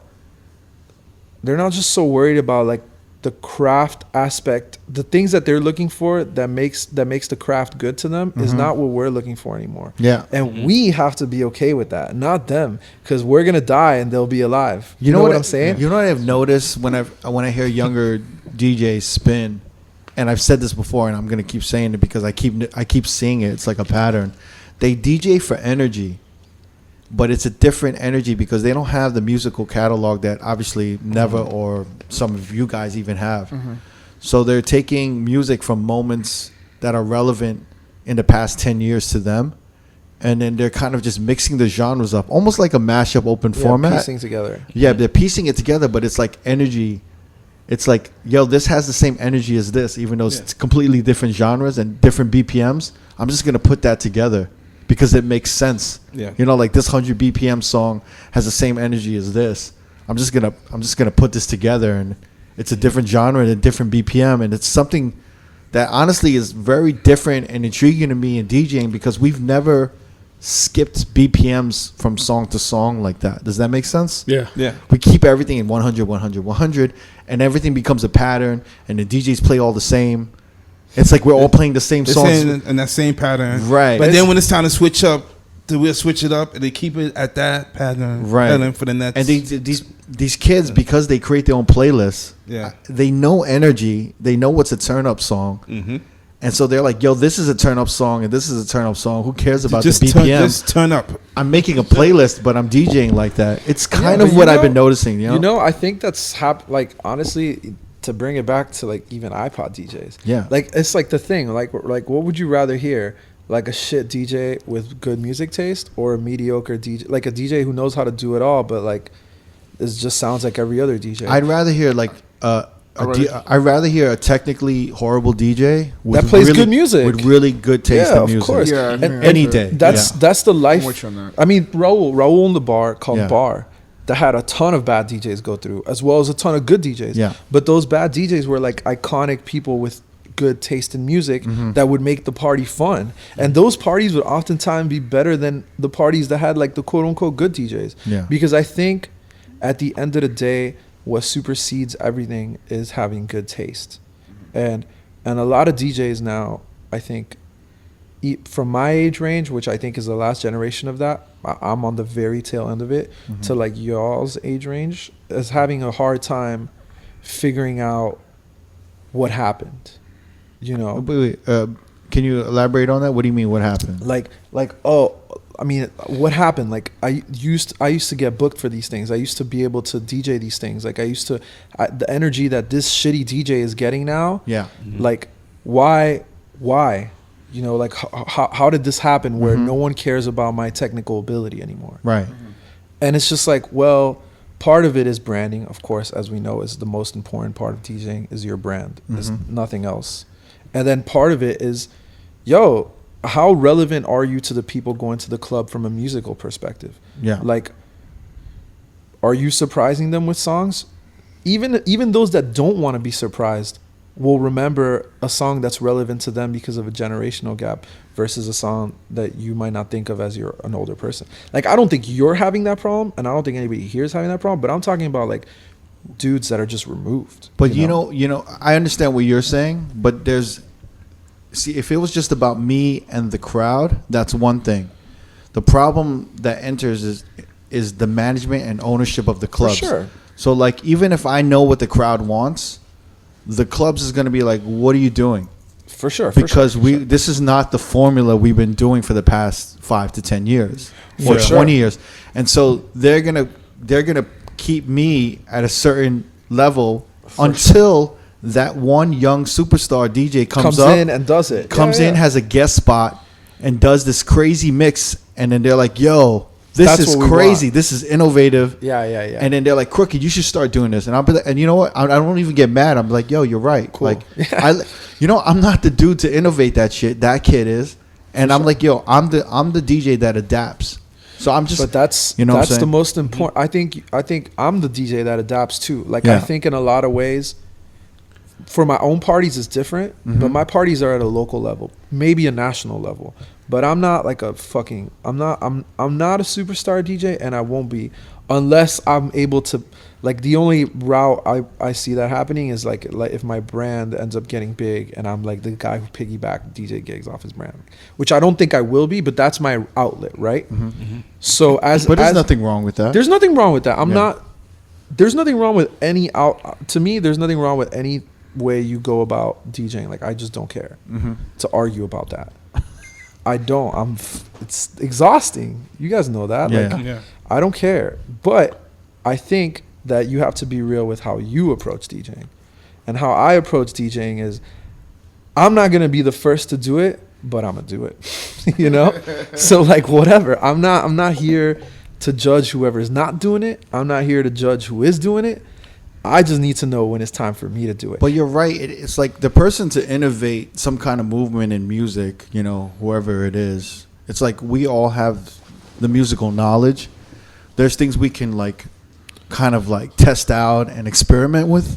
But ultimately, it's got to be the full package. It's got to come from a young looking person. But I'll put it to you this way. Who's very stylish. Because like we were talking about this earlier, right? We were talking about how there are these superstar artists right now, like a Juice WRLD, a Playboy Cardi, that have no hits in the club. Right. But with the youth, they're fucking huge. Well, I'll put it to you this way. Because it's a complete package. It's not just the music alone now. It's how do they look? How's their social media? What are they wearing? It's like it's all together. Look at Rihanna. Do you know what I mean? It's not just the music alone. It's like everything. How they look, what they're wearing, you know. It's everything. I'll put it to you this way. Me and Chase B are the exact same age. I think from a DJ perspective, like, we're just as good as each other. Like, I think he's much better on the mic than me. And maybe I have a broader musical selection ability. But his role, his place in time and his scene allows him to be the dude who can quote unquote, break records or allow clubs to think differently about music. Versus when I do it, eventually I either can only do it at the end of the night or the very beginning of the night because nobody cares. Like, I'm just a DJ. Or maybe something that hinders you is that you learn from us.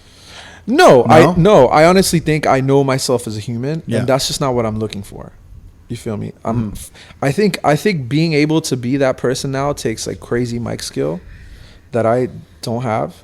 I don't know. I mean, I think it does though, because like all these dudes that can do it are on the mic a lot. you know, specifically in hip hop. I'm sorry, specifically in hip hop. And then also it matters that you are somebody. Like even there's records like Virgil can play in the club that I can't play, but I have been playing them, but nobody will remember or care.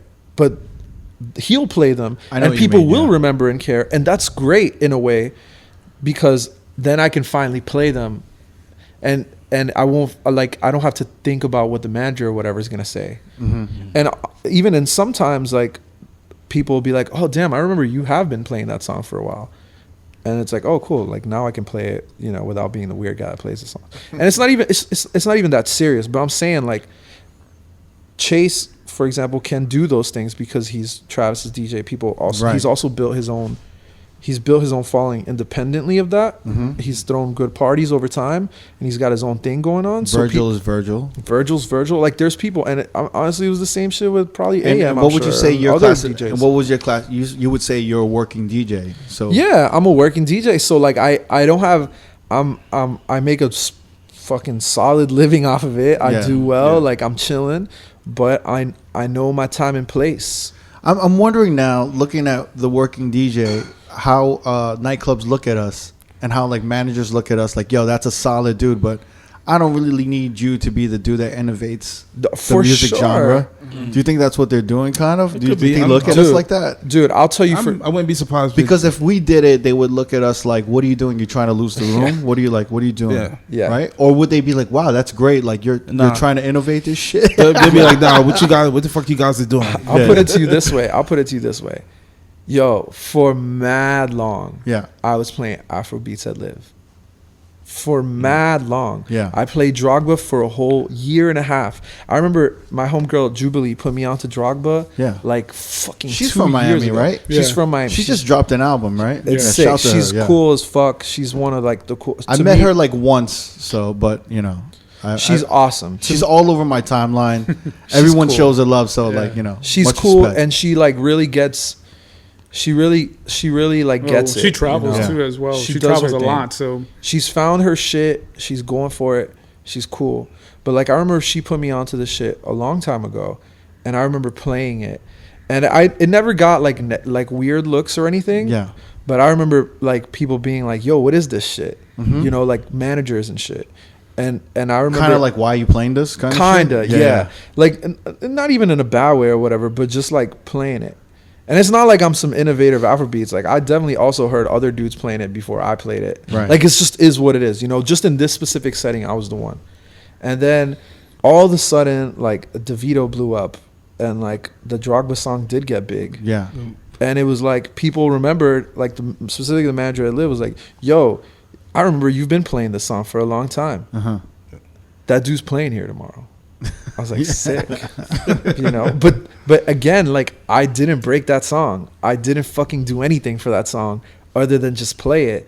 But somebody else that is in a more powerful position, you know, maybe in a way, potentially I could have, what's the term, like micro influence somebody into doing it. But at the end of the day, like. I think you were doing what all DJs do is we play the record. We play the record. We try to play the records, like at least try to throw in one record that we believe in, right? When you would open and close, would you take that opportunity more so to play records that you would normally play? I would try to play it whenever I DJ'd. Yeah. Because I think for myself, like if I were to open for Crooked or Nev, I would test out records early or late. Oh yeah, knowing I had that freedom because it's not a packed club yet. For sure. But see, I love that. I love traveling, and I love seeing the like resident DJ when they open. I love watching them and hearing them play. Do their thing. Do their thing, but play like the local records. Because obviously, I don't know that shit. You know what I mean? I mean, that's the best part about opening now. You get to play stuff that you really won't play. While you're playing your main set, because the crowd is not familiar with it, but when you open it, you can like take that risk and play like something new. It's different now though. Like in Vegas, I think the way openers approach it now, it's different.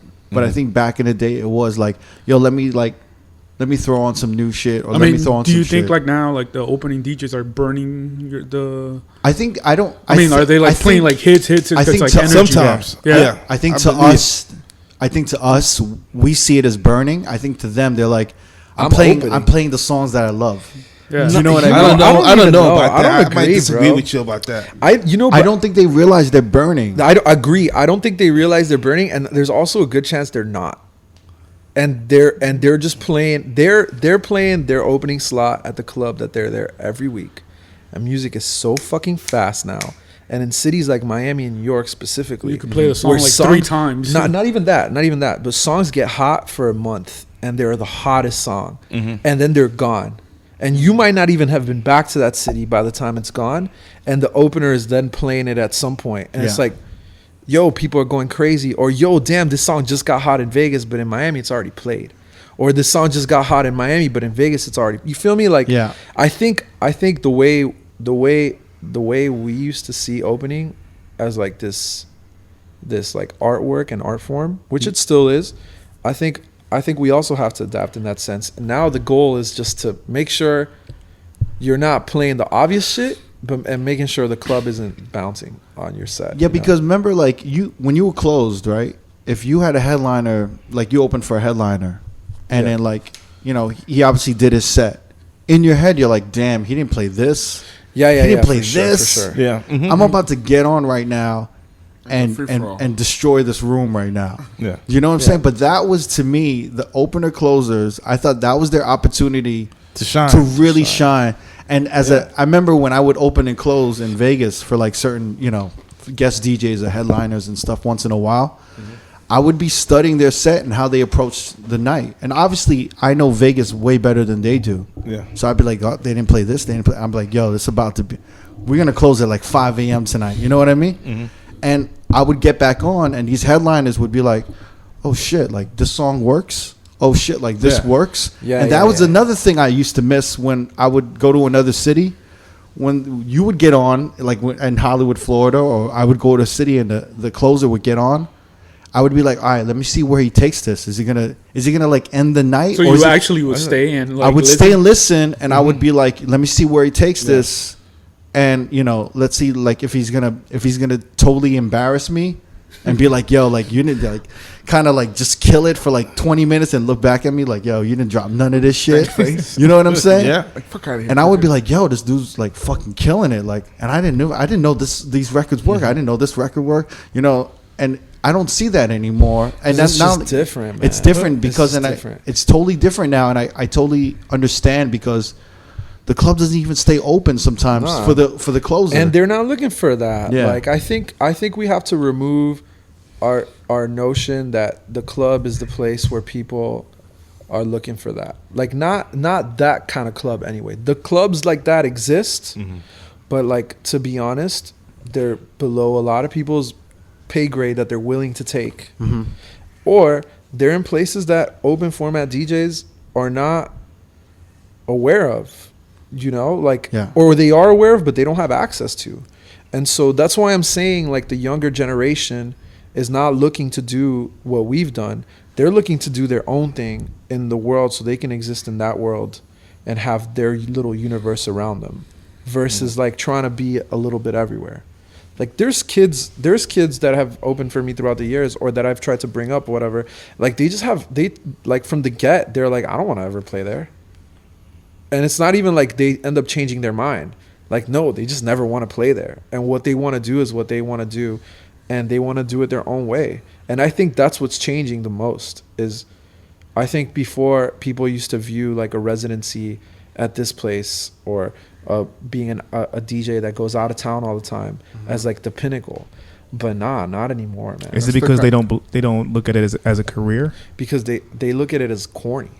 That's the conversation me and you had, Crooked, where you said, I said, I don't think DJs are looking as Vegas as the pinnacle anymore. And you said, well, Vegas is probably not looking for them. I'm like, I don't think so. I don't think that's the thing. Well, but he's right though. Vegas is also not looking for them. But because I think every world is sort of getting insulated to themselves. Instead of like in a way, as the world gets more, like everybody's more aware of everything, things get even sort of more niche. Like the club world is, the bottle service club is like a fucking shrinking thing. Yeah. You know, and everybody's trying to hang on to whatever they have, you know?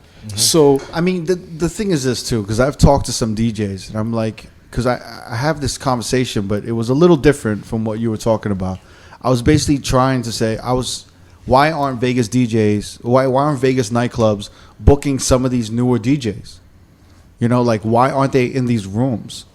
And I would talk to the younger guys, and they would be like, you know what, like, I don't even want to be in those rooms anymore. And then I would somehow get them a gig, and they'd be like, oh, shit, yeah, I'm down. And I'm like, huh? I'm like, for sure. You know what I'm saying? So I think it's one of those things where it's a lot of pride and ego of like, you know what, like, I don't even want to do that. Like, I'm on my own shit. You know like, what? I don't want to do live. I equate that to like artists, underground, not even underground, because that don't want to go. But here's the difference, I think. Like, they do want to do that room. They just want to do it on their own terms. Kind of on their own terms. But it's like they also know the pressure of like, I don't know if I could do that yet, and I'm not going to say that I can't do that room. Mm-hmm. So I'd rather be like, I don't want to do it. But right? that's you know that's the truth. The truth is they probably can't do that room. That's a fact. It's not even worth questioning. The question is, I mean, in some cases, yes. I mean, that's just rooms like that takes years. Like, just being real. Some people are like naturally able to pick it up within a couple times, like those that just have it in them to be the show, you know? And that usually comes with Mike. But just on some DJ shit to like nail a big room, it takes a lot of attempts, and you can't just get the attempts. Like, the attempts you maybe get once or twice a year, and then as you get a little older, 3 or 4 times a year. Then as you get a little older, once a month, and then, you know, if you get lucky, you get it once a week. But in that idea of like trying to figure out what it is that you want to be as a DJ, you sort of look at that world, and I feel like I get both sides of it, because I still am very much in that world, but I also am in the other one, just on some DJ shit. And it's just like, if you're the kind of DJ that's trying to play music that you like, you know you're not going to be able to do it in those clubs. And it's always been like that. I mean, at least for the last 10, 15 years, whatever. At least since I've been a DJ, it's always been like, oh, I know I'm going to go get this money at the open format club. What you do like as a DJ who has good taste in music is the ability to play a big room that has a big ass crowd. Who the fuck doesn't want to do that? If you're a DJ, like, you see a sea of people, and even if you're not even really that good, or this has never been a realm you've played before, like, your homie told you to play these 3 or 4 songs, and you see the reaction you get from these 3 or 4 songs, and that shit's like a drug, you know? Like, you want to keep doing that because it feels so fucking good. But at the same time, it might not be a viable solution for you as a human and as a DJ. So like, you think about those parties, and you don't really, what you like about them is the ability to make people dance and go crazy with all the lights and the fucking, you know, confetti and all that shit. But there's also a chance that you could be doing that on a more local level, where you might be getting more love, and you might be getting better feedback, and it might be a better long-term solution, because as we all know, the fucking bottle service shit is mad cutthroat. And like, if you don't have a local, something that builds you locally, unless you're super strong-willed, or unless you're playing the game like someone that like DJ Conflict does that shit well, you can't survive.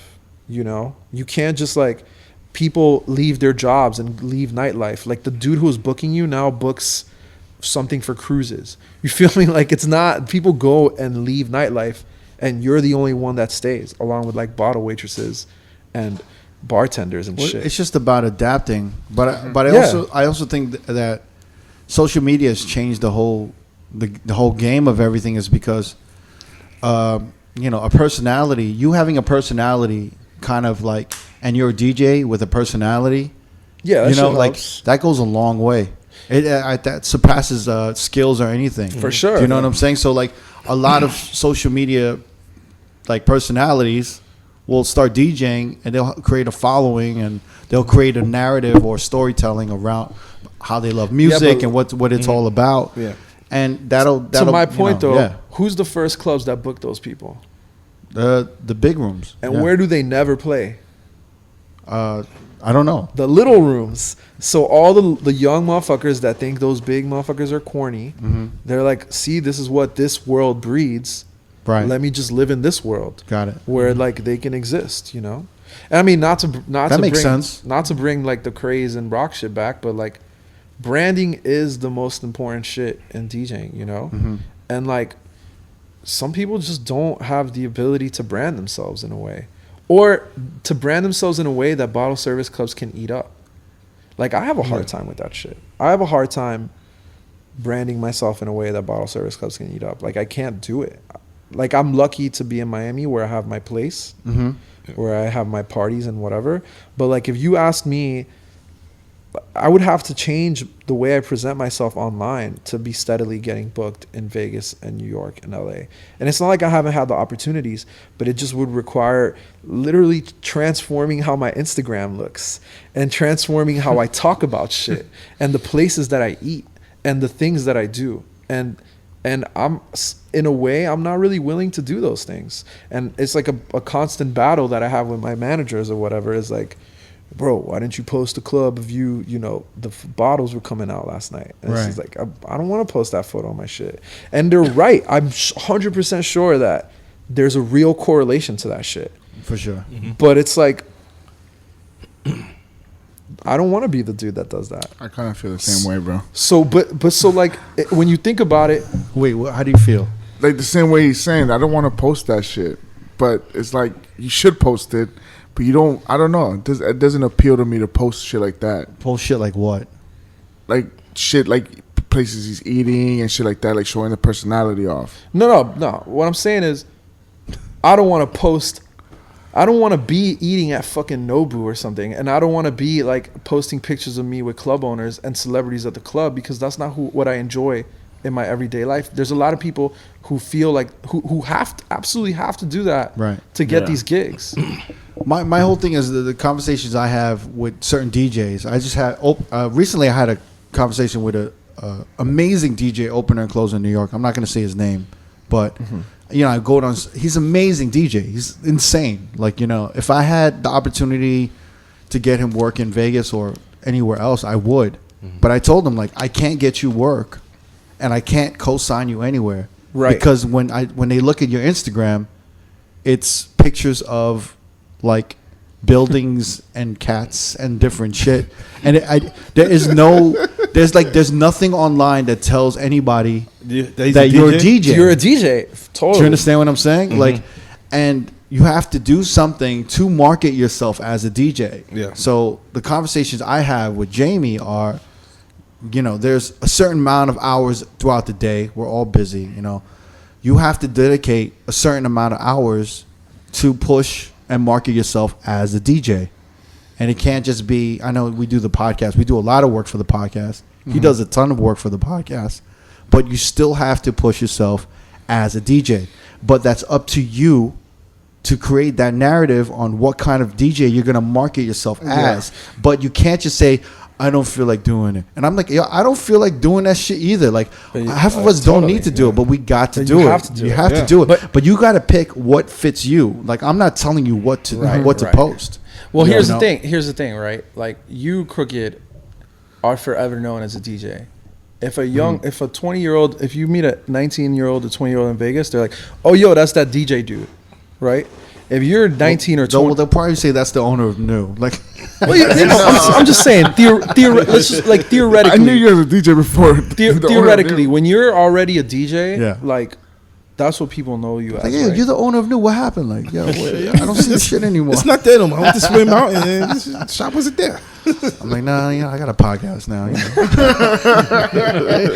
Well, I'm saying, if you're 20 years old and you're just getting into this DJ shit, like, you have all these friends and you're really into music, right? Yeah. You have all these friends that won't think it's whack if the older people do it because that's what they know them as. But all of a sudden, your homie's like posting pictures. Oh, I just got this gig. I'm posting pictures of me doing this at the club. Yeah. It's like a social thing too. Like, you're like, people around you might be like, that shit's kind of whack. Or they'll be like, yo, you're doing your shit. Like, maybe, that's dope. For sure. There's a balance. It's like to bottle service clubs are not. I think that's horrible. I think that's horrible to care about what your like friends hating on you for you like posting shit like being successful in what you're doing. What I'm trying to push your career. That's fucking horrible. What I'm trying to tell you is, that's horrible. Of course, but you'll have. That's not friends, bro. Like, real friends that's will be like haters, man. Yeah, that's like someone really hating on you. I'm trying to explain to you that the younger kids like have no friends. They don't want no friends. All their friends are dead. Nah, they just have like they just think that shit is like so uninteresting and so whack that they wouldn't even understand why someone would want to get Not into when that it's world. one of their homies though. If it's one of their homies Nah, coming still up, hate, they bro. will ride It's for not that even on hate. motherfucker, It's yo. not even hating. It's just like this is a world that people don't even understand that people are getting into. Nah, when one of your homies go, that's something that doesn't change within generations. When your homie that you grew up with is doing a thing, you ride for them and you support that shit and you roll with it. Of yo. course. Yeah, yeah. I mean, of course. But You it's know. just, you almost have to, like there are some people that are naturally those dudes that function in the club. And I'm not talking about you because you're in a way grandfathered in. Like you never really had to build your persona up from this thing to you've been around for a long time. You've had your relationships. I guess and what he's trying to connections. say is like you were here before social media. You were here before that. Exactly. Yeah. Yeah. So you haven't had to build a thing from the ground up. That's not true. I had to do it. Of course, you have. Yeah. Everybody had to. As You're social talking to the wrong guy because I'm like I've always said this. I'm a horrible self-promotion guy, but I'm actually really great at marketing. Do you understand? Does that make sense? No, 100%. I don't. Yeah. So what I choose to market of me as a DJ is it's not going to be of like my great moments. Oh, like, yo, I don't take pictures with celebrities. I don't do this because that's not who I am. Like, I don't want a feed full of me with like different celebrities and me smiling and being like, you know, like. Not saying that's bad. That's not saying that's bad. That's just not me. I guess you know what I'm you saying? don't do that. That's I all. don't do that. I guess what I'm You trying know? to say though is, like, I don't think that you have had, because of your age naturally, you haven't to have only like you've existed before this shit. Yeah. Right. Yeah. So when you're a new person coming into the world that younger people don't really have that much interest in, Yeah. and knowing that we know what it is that you have to do, even before social media, you had to go to shitty promoter dinners and you had to go to like, hang out with club owners and you had to do all these things to sort of get ahead in DJing unless you were a cold personality or some shit. Now you have to advertise it. Uh-huh. You can't just do it. You also have to post about it and advertise it Right. and really live that life. Mm-hmm. And as we all know, you have to be a special kind of fucking person to like that shit. We can all lie about it, but you have to be a special fucking person to really enjoy that shit. So if you're not one of the very special people that thoroughly enjoys that shit, but still desires to make a living through this DJ shit that we do, Yeah. it's a balance. It's a fucking hard balance because you know that you have to be a certain way to be successful, but then you have to face yourself all the time and be like, is this the person I want to be? Uh-huh. You feel what I'm saying? I do understand what you're saying, but I also think that everyone is marketable. Oh, but yeah. I just think they don't realize how interesting they might actually be. So they follow a formula that doesn't fit them. Do you know what I'm saying? But the reality is, most of us are not interesting. No, I think everyone's interesting. I disagree. I know you disagree. No. The reason why I say that is because, and I mean, this is like, I wouldn't say this is 100%. I would say this is 98%. I could sit down in a room full of strange like DJs that I don't know. I would say 5 DJs that I don't know. I can sit in a room. In an hour or two, we will all kind of somewhat get along and have a conversation going. For sure. Yeah, because every DJ has a But story. that's you know bro. what I mean? I'm trying to tell you that that's because you're tight.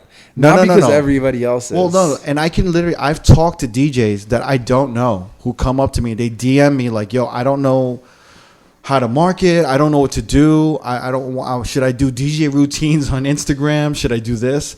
And I literally have a conversation. I ask them a few questions, and I figure it out. I'm like, "Yo, you do this, Like, for example, I don't know. I talked to one kid. I forgot what he was talking about, but I was like, look, you don't like to do routines. I said, what else do you like to do? Yeah, I like to do this. Well, this. And like in a span of like 4 questions, I was like, yo, why don't you try this? And they were like, oh shit, yeah, that's exactly kind of what I like to do. You actually have a thought process and a logic because you have yourself to go by, but for a lot of people, they have nothing to go by, but what they see is the only thing that works. And you're asking people to be introspective, which most people have a hard time doing, right? Especially in the delusional notion that you can be a successful DJ, because the reality is it's hard to be a successful DJ. I mean, to make a living just DJing, only DJing, and make a comfortable one at that, where you can not feel really bad about it later in life, it's not easy. So there's some level of delusion in that too. The fact that you think you could be the one that can survive.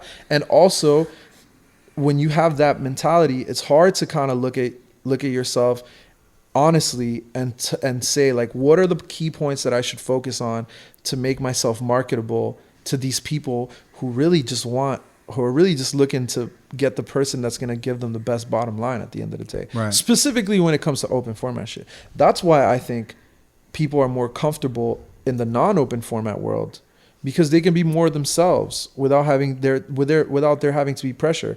If I'm Adrian and I'm 20 years old and I want to DJ, it's easier for me to tell 40 of my friends to come to my party, where all I had to do was tell them to come, and they're going to come. And then if the party's good, their friends are going to come. But there's no stress about any other reason why to come. Like, you're only coming. There's a lot of coming going on. Yeah. Pause. Like I'm saying, Pause all over this. which is really the true benefit of throwing your own parties versus everything else, is that you don't have to market it in any other way other than, yo, please come to my party Again. So does that kind of? But that's how it's worked for me. I think. I mean, is that how Peach Fuzz kind of started? Yeah, because I think what happened was his bar closed, Black Bar, and then there was a real. It was called Black Bar. It was called Bar Black or Black Bar. It was called Bar. That's your friend, by the way. No, because Put them on. Black Bar. No, because it was the initial. It was just a black. It was a Black bar. Yeah. Okay. So people no like, it was name. on some like I print thought shit. he was saying that, like only black people went to this bar. It was a black bar. Oh, it was a black bar. Nah, the name was called the name. it was supposed to be Bar. called Bar. It was just a black bar. Oh, just like a block. Yeah. It was on some print Actually, Like a minus sign? It was him, and that's the really people cool, who opened actually. it. That is kind of Well, cool. I mean, the people who opened it, or the people who had this gallery called R.O.A.D, which then became Moran Bondaroff, and then became Moran. But they also own like No Wave and all that stuff. So they've already been in the fucking cool shit. So they had a demographic that would go to that bar. Well, they like threw me into the fire, like like, yo, run this bar, bro. I heard you do nightlife. I was Run working this at an bar. art gallery. Yeah. I was working at their art gallery, and they're like, "Yo, we're gonna open a bar." Initially, it was supposed to be Max Fish. Oh yeah. Yeah, so we did a pop up for our Basel with Max Fish, and things didn't work out with By the way, Max Fish is a big bar, like a popular bar in New York back in the days. legendary They closed it and then they reopened it. It's still Yeah. So we were supposed to do one in Miami, and what happened was that it didn't work out with them, and then they're like, yo, we're just going to open our own shit. And then they're like, Raul, I was working at the gallery, there was like, shit wasn't really popping, at the gallery, as far as like, during the week shit, you know what I mean? We had orders for books and all that shit. And, so they're like, yo, we're going to open a bar. You should go run it. And I'm like, okay. And like, I mean, mind you, I never really even hung out at bars. So you had no background. Not as far as bars, Yeah. clubs, yes. So because I worked under Bill Spector, Conrad, Angel, Mo, the Smack team, which is another story in itself. But I was working with them, so I knew about promotion, marketing, branding, all that shit. I learned through them. Yeah. So they're like, yo, we're gonna open this bar. Go run it. And I'm like, what? So they're like, yo, go up to New York and work. I went to New York and worked at Max Fish under Uli, the owner. She would just give me the ropes, like, oh, this is what we got to do. This is what we got to do. I was there for 2 or 3 days. Then they sent me back. And then they sent me to Miami, set up for the pop-up for Basel. So we opened that up for Basel, killed it. So then they're like, it didn't work out with the owner. Just, we had differences. And then they're like, we're going to open our own. So they send me, and I was like, Raul, you're going to run it. I'm like, what? So I brought in this kid, Javi, who used to be the manager at the spot we took over. And, they brought me in, and I brought him in and started, we opened the spot. And it became like a. It was like the hangout spot in Miami. Like everybody. It became like a Max Fish in Miami, and actually that was the goal, And so the place opened like a year and a half. Mm-hmm. Yeah, but then it closed. Yeah, but I mean, the first do-over outside of LA was there. Oh yeah, wow. Yeah. I mean, it was like we had like legendary nights. But from a local perspective, like I think Black Bar was also like anything cool. I think that eventually came from Miami. Or had already was hanging out at Black Still Bar. to this day, like yeah. I mean, Adrian. So that was like the bar, right? Yeah. But basically, like that was the fucking bar to hang out. Anybody that's cool in Miami that was at that age range that came out and went out to do like cool things, that was their spot. Mm-hmm. That place closed, and me and Raul used to live together at the time, and we were like, "Fuck, what?" Like as friends. As friends, yeah, right? So. Go ahead, I'm sorry. I'm liking it. No, I'm kidding. So whatever. So we figured out that we should throw a party, and I mean, because once the place closed, we kind of had like a following, and they're like, "What are we gonna do now? Where do we go now?" Yes, right. So the place closed down in like July. It was the first week of July. So I'm like, I have no job now. I'm like, I have no job, and we're like, "Fuck, what are we gonna do?" So, Adrian's like, yo, we should just do our own party. Yeah, and honestly, to be real, when I remember, like, when I was trying to figure out what I was going to do, because I had just dropped out of college, and I was looking at, like, my peers, or not my peers, the people that were above me, like the Mauricios and the Iries and the Ross and whatever. Mm-hmm. And I was like, yo, like, I don't know if I could be these dudes. Like, not on some, like, can I DJ like them?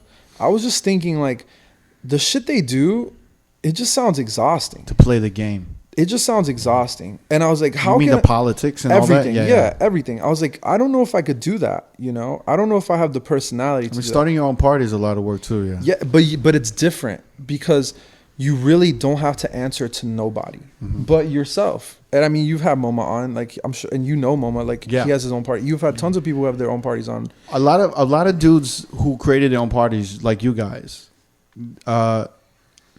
like Moma in his case, he couldn't get his people into the bougie clubs that he was DJing. Totally. So he had to create a market. Well, I mean, this sort of like, honestly, and that's kind of like the you guys. Same shit. It was just like, the shit in the beach was always popping. The shit was on the beach. Yeah. In downtown where the bar was at, there was really not much, So, and then our friends were like, they're not going to dress up, go to the beach, And again, it goes back to like the beach and Miami, it's like two different things. So, people don't like, even back then, people are like, oh, I don't want to go to the beach. You got to dress up. Mm-hmm. Drinks are $30 a drink, Mm-hmm. Like at my bar, the drinks were like, $5-6, $4 beers, everything was pretty cheap. So we had to like continue with, the tradition of the bar. So we waited like 2 or 3 months. I remember we sat down at Morgan's when we came up with the name. Yeah. I came up with the name. Yeah, he came up with the name. Where did that come from? From KMD. I was about to ask you that. Peach Fuzz, wow. Yeah. But yeah, to me, I saw it as the only vibe, because I wasn't getting booked, and I remember being angsty. Like, I remember being an angsty young DJ. Like, why the fuck am I not getting booked, know? But I always also knew, but I'm probably not ready to get booked anyway. It was like a constant back and forth happening in my head. And then at one point I was like, this party I was doing on Sundays, Chocolate Sundays, it didn't feel like a dead end, but almost, like I was having a lot of fun, and I was doing a good job, but I feel like I needed to progress.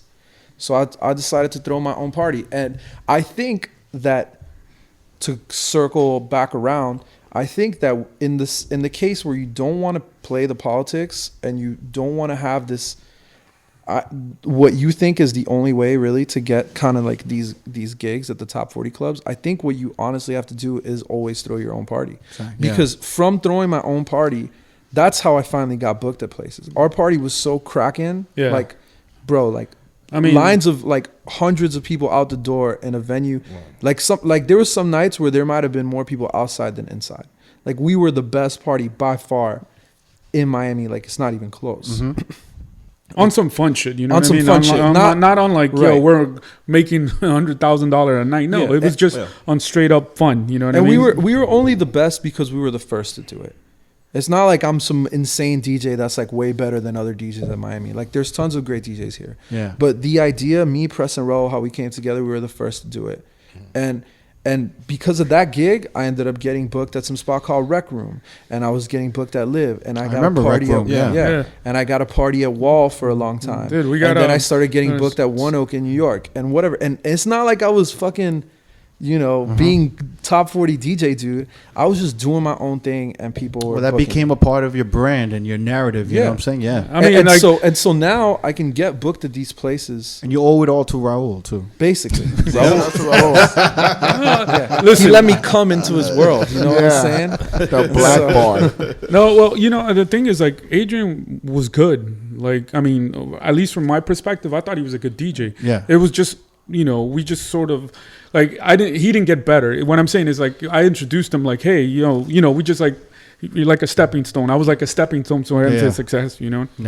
Well, I mean, yeah. I didn't really mean that. I know it was like a synergy. Yeah, it was but I mean, the right time at the right place. For sure. Yeah. It's just, my only thing is DJing the way our idea of getting to the top, I don't think is just that much relevant anymore. And now you have a bunch of different paths. And Raul might not even know these people. You might not even know these people. I might not even know these people. But it doesn't mean they're not on their way to the top. They're just doing it in their own terms. And I think as social media becomes more important, I think that's even more relevant. And we're sort of like we're like our even though we have more access to shit than before, we still are kind of like myopic, and we're only thinking in terms of how we would do it or how clubs have done it before. Yeah. But there's tons of shit going on that is killing it. There's parties going on we've never even heard of that sell $15 tickets that get 1,000 people to the door. Yeah. And those dudes and chicks and people are just fucking living in their own realm and making maybe more money than we're ever making and having their own shit. I just think everything's expanded. I think bottle service DJing really, really only allows you to express yourself so much. Yeah. And if you want to express yourself more, just leave. And it's hard. It's not easy. But if you are young, do it. Yeah. Because you're wasting your time if you don't. Unless you really want to play the game. Because I do think that if you're young, that's the only way to do it. I think it's hard now for the young people to do it because they're so devalued. You know what I mean? It's even better because literally anybody will give you a shot. It's like either I do this gig for $200 or I start my own shit, And it's like I'm better off starting your own shit. Yeah. That's what I'm saying. Start your own shit. For us, it was a little harder. It was like, for sure. I don't know if I want to turn down this $1,200, $1,500 gig and start my own shit. But and even like, now for you, $2,000, like for you, it might not be as sweet as it was before, but it's still pretty good. Like you're still getting bread, So like you still have the option of getting bread. Some of these kids will never have the option of knowing what it's like to be booked at a club for $1,500. You feel me? Not as a top 40 DJ. Like they're gonna do it as a person who's bringing their own party, who's selling tickets at the door, who's making a cut of the bar. They'll make it from the ticket sales and you feel me? Bar percentages. Yeah, that's why I really think that when it comes to DJing, like there's a lot of young kids that are down to do it, but they're just not. I actually think that's a better way to come up because you start understanding the business earlier, and you start understanding what drives sales, for sure, how much the bar is doing. And you start understanding it to the point where the kids that are doing it now and starting their own parties now, in 15 years, they could open their own bar because they would know how to run the shit. Sure. They would know it from top to bottom, from liquor sales to door sales to capacity to everything, marketing and everything. I mean, sort of like what happened to me in a way, Yeah. Because after Peach Fuzz, I opened my own bar. Yeah. And I'm like already kind of knew, at least on the marketing and branding side of things and the music, like I was very selective, like what DJs I wanted to DJ at my bar, It was like, like I'll have like Adrian DJ like at least once a month, twice a month if he was available. But, again, it's like the branding, the music, that was sort of my side of the business at least. What's the name of your bar? So it was Sidebar. Sidebar. Yeah. Well, how long did Peach Fuzz? When did you guys start it? We started it in 2011. 11. And then Grand Central, which was the spot we were doing it at, closed in 2014 or 15? 15. And so then we started doing it monthly elsewhere. And we would always do it out of town. And it's still around. We're about to start season again. So we're doing a format where it's like from November to March. Yeah. Every Friday, so like 16, 17 Fridays, and then that's it. We're gonna do it from like a seasonal. Was before only stance. monthly? Before originally it was every week. Oh shit! And then yeah, it was, huh? Yeah, and then after that, after Grand Central closed, we all had mad shit going on. I was the hottest DJ in the world. No, I'm kidding. But like, you know, I was getting gig offers, and he had already opened up his bar, and so we just thought we took a break. Actually, we decided to just dead it. Mm-hmm. And then we got some good opportunities, and we're like, you know what, let's do it, because people kept asking us for it. It's funny how like when you take something away from the people, they want it. The more. Value goes up a little bit more, right? And you kind of almost need to. You have to do it. It's so weird because like, you know, growing up in retail and everything, it's like you have to be consistent. You have to always be consistent, and you have to be accessible to the people. They have to be available. You have to be available for them. But there's also a value in like depriving people, and that deprivation and taking it away from them. They start to miss it, and that's when they really appreciate it. That's when they're like, holy shit, like this is gone. Like, yeah, I mean, that's why it's I think all the successful parties are seasonal or monthlies. Mm-hmm. And then all the successful clothing brands limit their shirts or whatever. Mm-hmm. And you know, or like artists, smaller EP, I don't know, whatever the fuck the equivalent is for music. Yeah, I'm just saying, like the notion of exclusivity or whatever, or less accessibility has always been more enticing. Mm-hmm. You know, so I guess that's a way. For us, honestly, I would like to say it's because I want to be like more exclusive, but I just don't want to fucking do it weekly for a whole year. It's a lot of work. And I think from November to March for us, that's perfect. It's also like season in Miami. Yeah. People are always here, and that's it. Like, I'm not trying to fucking. November to March is like. It's our season. It's basically like May to August for you guys. You feel me? Summer, yeah. For Vegas, yeah. Even New York to a certain degree. Yeah. So, what I always love about you guys, like you, MoMA, I even, you know, shout to Sean G and Drew Bird. Yeah, respect. You know, we're actually all starting a new party together. That's awesome. I saw. Did you guys post the flyer today? Yeah, we did. It's Saturday, right? This Saturday. I'll be in New York, so I'm definitely come through. It's with Spencer Tracy too. Or? Yeah, it's MoMA, Spencer, Sean, Addy, and me, and we're doing Silent Addy, right? Silent Addy, yeah. And DEA. Yeah. Wait, who? Dizza. Oh, that's you. I'm sorry. Oh, that looks like an E, bro. Yo, I gotta talk. No.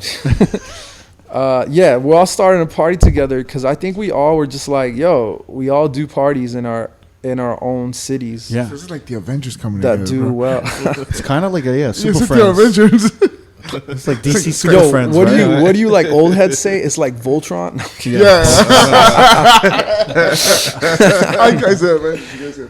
Nah, yo, it's really I think for us it's a cool thing to do because I love it. Yeah, it just allows us to go to each other's city, like hang out with, because we all like each other as people. Mm-hmm. We all hang out with each other all the time, so it's cool to be able to just like do a party together. It's literally bi-coastal outreach coming together, right? Yeah. Our plan is to do it in a few cities, like have one in New York, have one in LA, have one in DC, have one in Miami.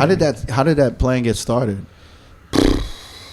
I want to take credit for it, but it was actually not me at all. It was totally, I think, Spencer and MoMA, who really took the initiative. And I think Sean, Addy, and I were like, yeah, duh, this makes total sense. Right. But I could be wrong, honestly. But I want to say that I think that Spencer took a lot of the initiative. But I think him and MoMA, I think Spencer is very organized in a way that I'm really not. And also MoMA already just like, he thinks so far in advance in a way that I don't. Yeah. Except for Andrew. That's the only thing also I really organization-wise, MoMA is like... yeah, he's got a team. Like him and Maine. He's a fucking... Dude, I got to give those guys... Yeah, shout out to them. I got to say, I think it's the best party in the country. Everyday people. Yeah. And not only that, you know, one thing I've always noticed, like when they did their party in Miami, next day they have a meeting. Yeah, recap. Like I was like, yo, every time, like, you know, they'll do the party on Saturday, Sunday afternoon, they're at Soul House meeting, talking about the party. They just do a great job. Moma has a corporate background. Yeah, he did the engineer thing for a while, so he knows what's up. For a long time. Yeah. And I don't. I'm a dropout. I never had a job, so like I don't. I just don't know. So I think it's cool though, because just already in dealing with how we are coming together with the party, you can tell you can kind of tell what everybody's gonna bring. Yeah. And even though at the end of the day we're all just DJs, but we're all a little more than that, and we all have our little flavor to add. And I hope that it'll be successful, but at least I know it'll be fun. It's called Shell Corporation, right? It's called Shell Corp. Yeah, Shell Corporation. I heard in the grapevine that you kind like Peach Fuzz was kind of inspired So Super Sam's 143 party. Can you confirm that? I don't know. I do know that that they're friends. We've done parties together. Yeah. But I mean, I don't. Maybe we inspired a lot of parties, because I do think, and I could be wrong, but I do think we were one of the first to have like that aesthetic out. Yeah. And then maybe other parties also, but I can't say that we, I just can't say that. Yeah. But I fuck with her. She's great. Yeah. And Dem Jeans was involved with that party for a long time too, and that's like my guy. And everybody there is cool. So we actually did a Peach Fuzz. Yeah, we've done a couple of Peach Fuzz 143s in LA or in Miami. And they credit to them. They took it to a whole new level. They're almost like an Asian version, right? It just started in Silver Lake, which is the funniest part. Right across the street from my house. They kill it, man. She has a true following. Yeah. That party has a true following. And I still haven't been there. I got to see it, but from all the videos and from what everyone tells me, it's amazing. Yeah, it's really fun. In the early days, it was like the cool spot to be at, because no one really knew about it unless you were cool with somebody that went there. So it was like the last Wednesday of the month, 143, and it was on Sunset Boulevard, so it was easy to fucking get there in an Uber and shit. The first time I played there was at some club. Los Globos? Yes. The hood shit. Was that like the second incarnation of that party, or no? That's where it started. That's where it started, from what I know. Like in 2013. Are they still there? Nah, they moved it. They moved to a bigger venue, right? Yeah. Plus, that spot was like ran through that's from like the 80s, 70s disco era, like the hardwood floors. So it's like, damn. Those clubs have a smell. Like you ever go? It does, bro. It smells crazy. I love that shit, though, man. Like that, you smell. I'm so into it. I think it started like in the first level, and then it went. It's because it's 2 levels, so I don't know. Purdy Lounge. I mean, it's nasty. But back in the day, Miami was like one of the last places where you could smoke in the spot. You still can. You still can smoke. You still can smoke inside. No, you can't. Yeah, you can. At Purdy, but it's optional. No, I thought it was illegal now. No, what are you talking about? You're saying that it's legal to smoke indoors? Yeah. Oh yeah, because the Deuce does it. Yeah, I was there last night. Fucked up. But Purdy, I love this is laws that he makes. Purdy. Well, the thing is, like, Live gnarly, bro. Live is inside a hotel, so that's why they have like. That's true. A lot of these places inside a hotel don't have it. Yeah. But a lot of places are just not doing it anymore, because honestly, it's the worst. It might take years off your life for real. Like I remember, it was bad. Like I remember Purdy Lounge, dude. I used to go home feeling like I don't smoke cigarettes at all, but it felt like I smoked like a pack. The worst is just smelling your clothes the next day. Yeah. Oh, that's fucking awful. Yeah, bro. but I used to I figured out a life hack. It's an annoying life hack, but if you stick half your body out the window when you're driving on the highway, how the fuck are you driving? Ain't nobody in the road at 4 a.m. The smell goes away. This is why he gets pulled over. Yeah, with his grandma's car. But yeah, I kind of. It's just it harkens back to old time and clubbing, Yeah. But I always thought it was dope when you guys all worked together, like you 143 being bi-coastal and because just looking out for each other, Yeah, I think it's the way to do it. I think if it fits, if it makes sense, collaborate. Yeah. Especially on the party shit. Like, there's no reason to be any other way about it. I remember 143 was a big fucking deal when it came out, because it was just R&B hits and like 2000 shit. It's still a big deal, though. But at that point of 2013, where the mixture of EDM and hip hop, trap, and all this shit, that's all you heard in the club, and then you go somewhere and they don't. I would say they're bigger than ever. Now they are, but when it happened, it was like a meteor just fucking hit LA, and it was like, oh, you going last Wednesday of the month? Yeah. But I remember that shit because you couldn't hear None of the shit they were playing. It was the first time that was like. It was the first time there was an alternative to everything else. Well, you know what's crazy? And it was is cheap, that and you didn't have to dress up and shit like their that. party and our party, all we really did, honestly, all I really did was take my opening sets at a lot of these clubs and that extend y'all it. would play at and just do a whole night of it. Like a whole night of, Jagged Edge and 112 Yeah. Next. And just dig a little deeper. and Next and Lil Kim and and dig a little deeper and then play some other stuff too. I mean, it eventually progressed into playing like newer stuff. Well, because eventually it goes from late 90s to early 2000s to 2008 and then to 2012 because generations keep moving, you know? And so you got to keep moving.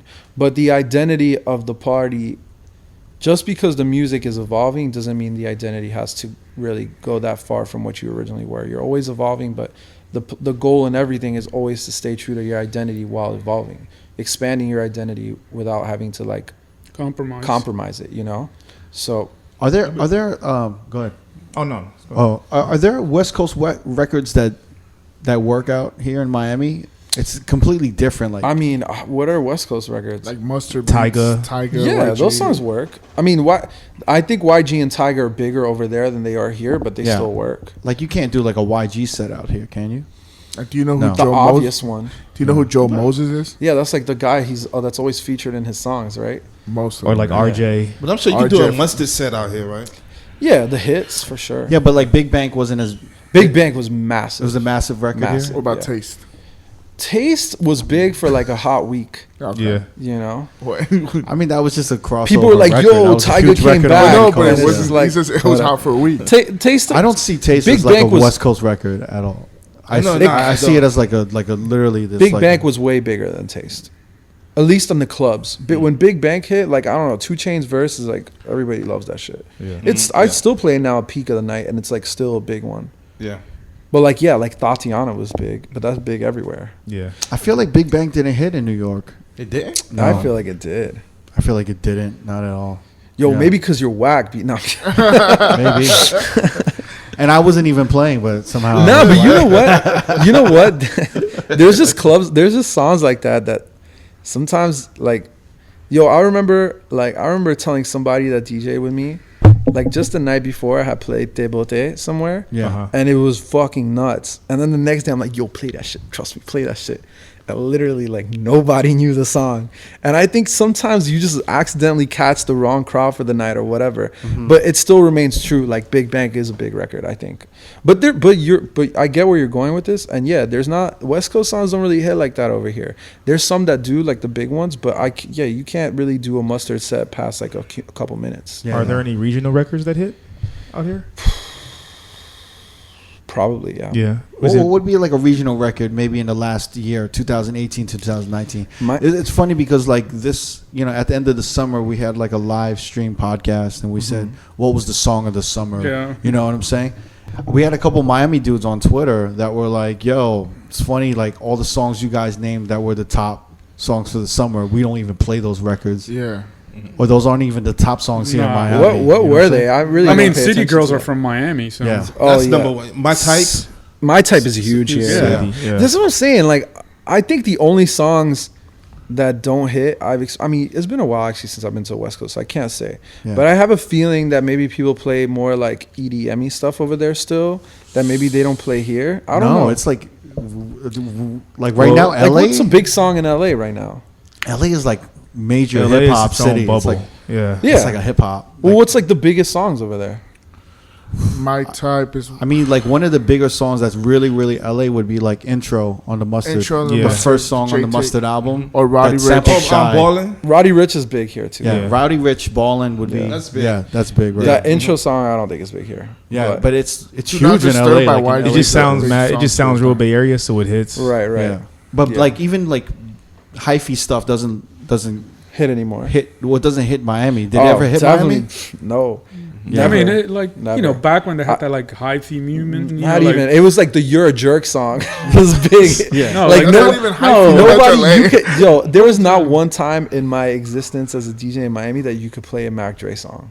Really? Like, just nobody cares about that here. Because nobody cares about Trick Daddy in San Francisco. You know, like, it's just not like that. Yeah. Like, that's older shit. But the newer shit eventually gets around. Like, I think the hot shit in Miami now might not be big in LA now, but might be big in LA in a couple months, and vice versa. I want to hear some records that you would think that we wouldn't be playing on the West Coast or Vegas or Cali or even. I feel like you guys. I feel like it's more the ethnic shit. I really don't think you guys are probably playing much Afro beats. Yeah.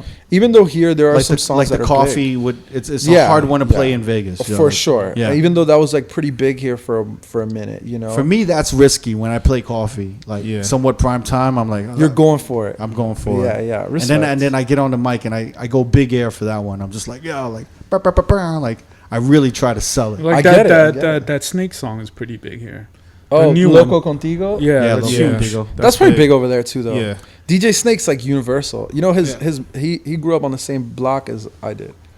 Oh yeah. In Paris, but he's like right outside, but he's older. What about the new Diplo? Which one? The Que Calor shit? Yeah. It's like getting there. It's getting there. It's getting there? Yeah. It's kind of bubbling in Vegas, but it's not. It's not going to hit here, though. Yeah. People just recognize that sample. Yeah. But when I play it, I think people are into it. Because I just played in that set of like Dembo stuff that kind of like works, you know. But there's certain joints like Scooby Doo Pop Pop, right? Yeah, that's just DJ popping Cash, out here, DJ right? Cash. Yeah, that's big here. Yeah, huge. That's Dembo too. And then even like shit, what's that Baile Funk record that's huge that has like a sped up Mi Gente Boom song? Boom Tam Tam or whatever. No, I know what you're talking about. It's the sped up. It's like the sped up Mi Gente beat. I don't know. Baile Funk is big here. It's never really gone away like that. You know what I mean? Like, I mean, there's a big Brazilian community in Miami. It's like pretty massive. Like I remember. I mean, I still play a lot of Baile Funk stuff to this day. Que calor. But didn't Drake just drop a Baile Funk song? He was on a remix. He's on a remix of a Baile Funk song. Yeah. Like I mean, people are probably gonna like be into it for a little minute now. I have a Drake rule that's like, if Drake hops on your song, well, I mean, it's not gonna work for a Brazilian guy, but like if you're a rapper and Drake hops on your song, you got 4 songs. If one of those 4 is a banger, then you're good. You're gonna keep being a star. But if you can't come up with something after 4 songs, it's a wrap for you. Yeah. Like Block Boy JB, like what I'm trying to play. He had his window. He's tight. But if his next one isn't a hit, it might be over. You know. Yeah. Oh yeah. That song's not really that big here though.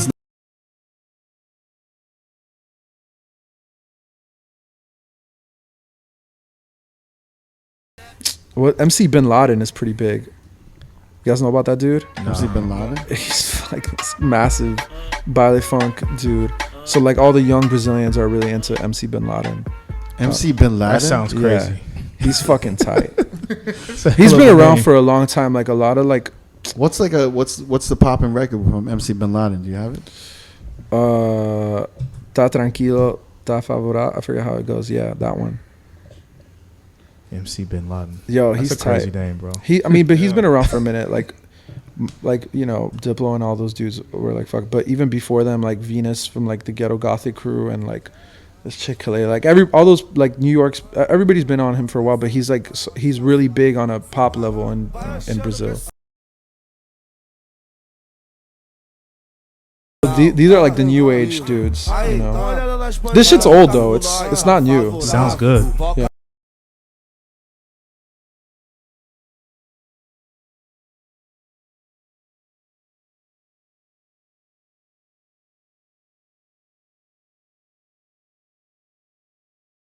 It's like 3 or 4 years old.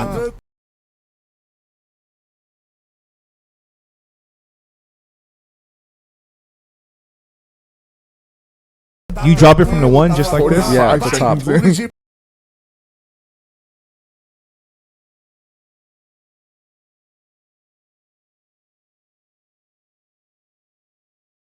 MC Bin Laden? Yeah, he's tight. Why are they saying MC and all this shit? Because they're MCs. But why are they bringing the MC back? They've always been like that in Brazil. Really? All those baile funk dudes are MC something.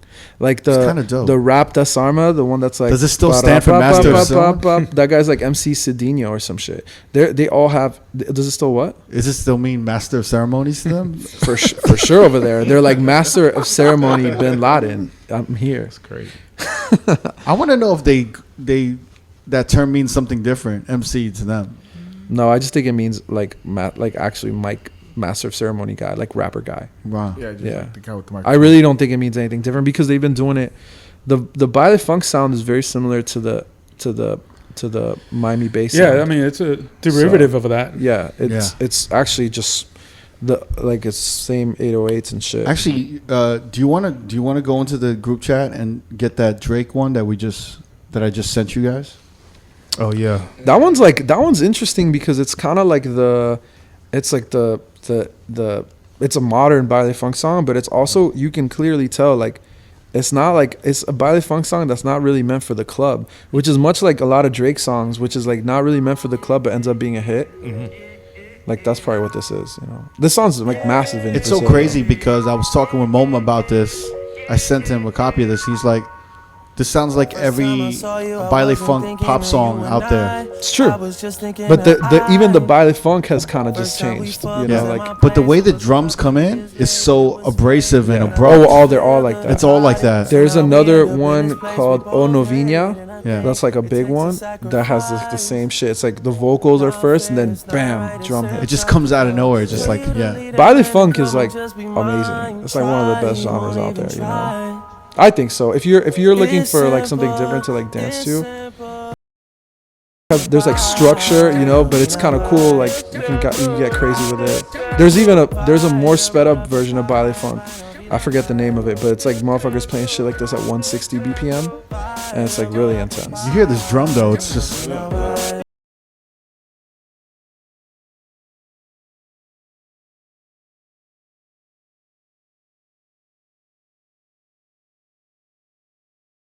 It's not officially out though, right? Yeah, the song. I think it is. Yeah, he posted it on his Instagram and shit. Oh shit. Okay.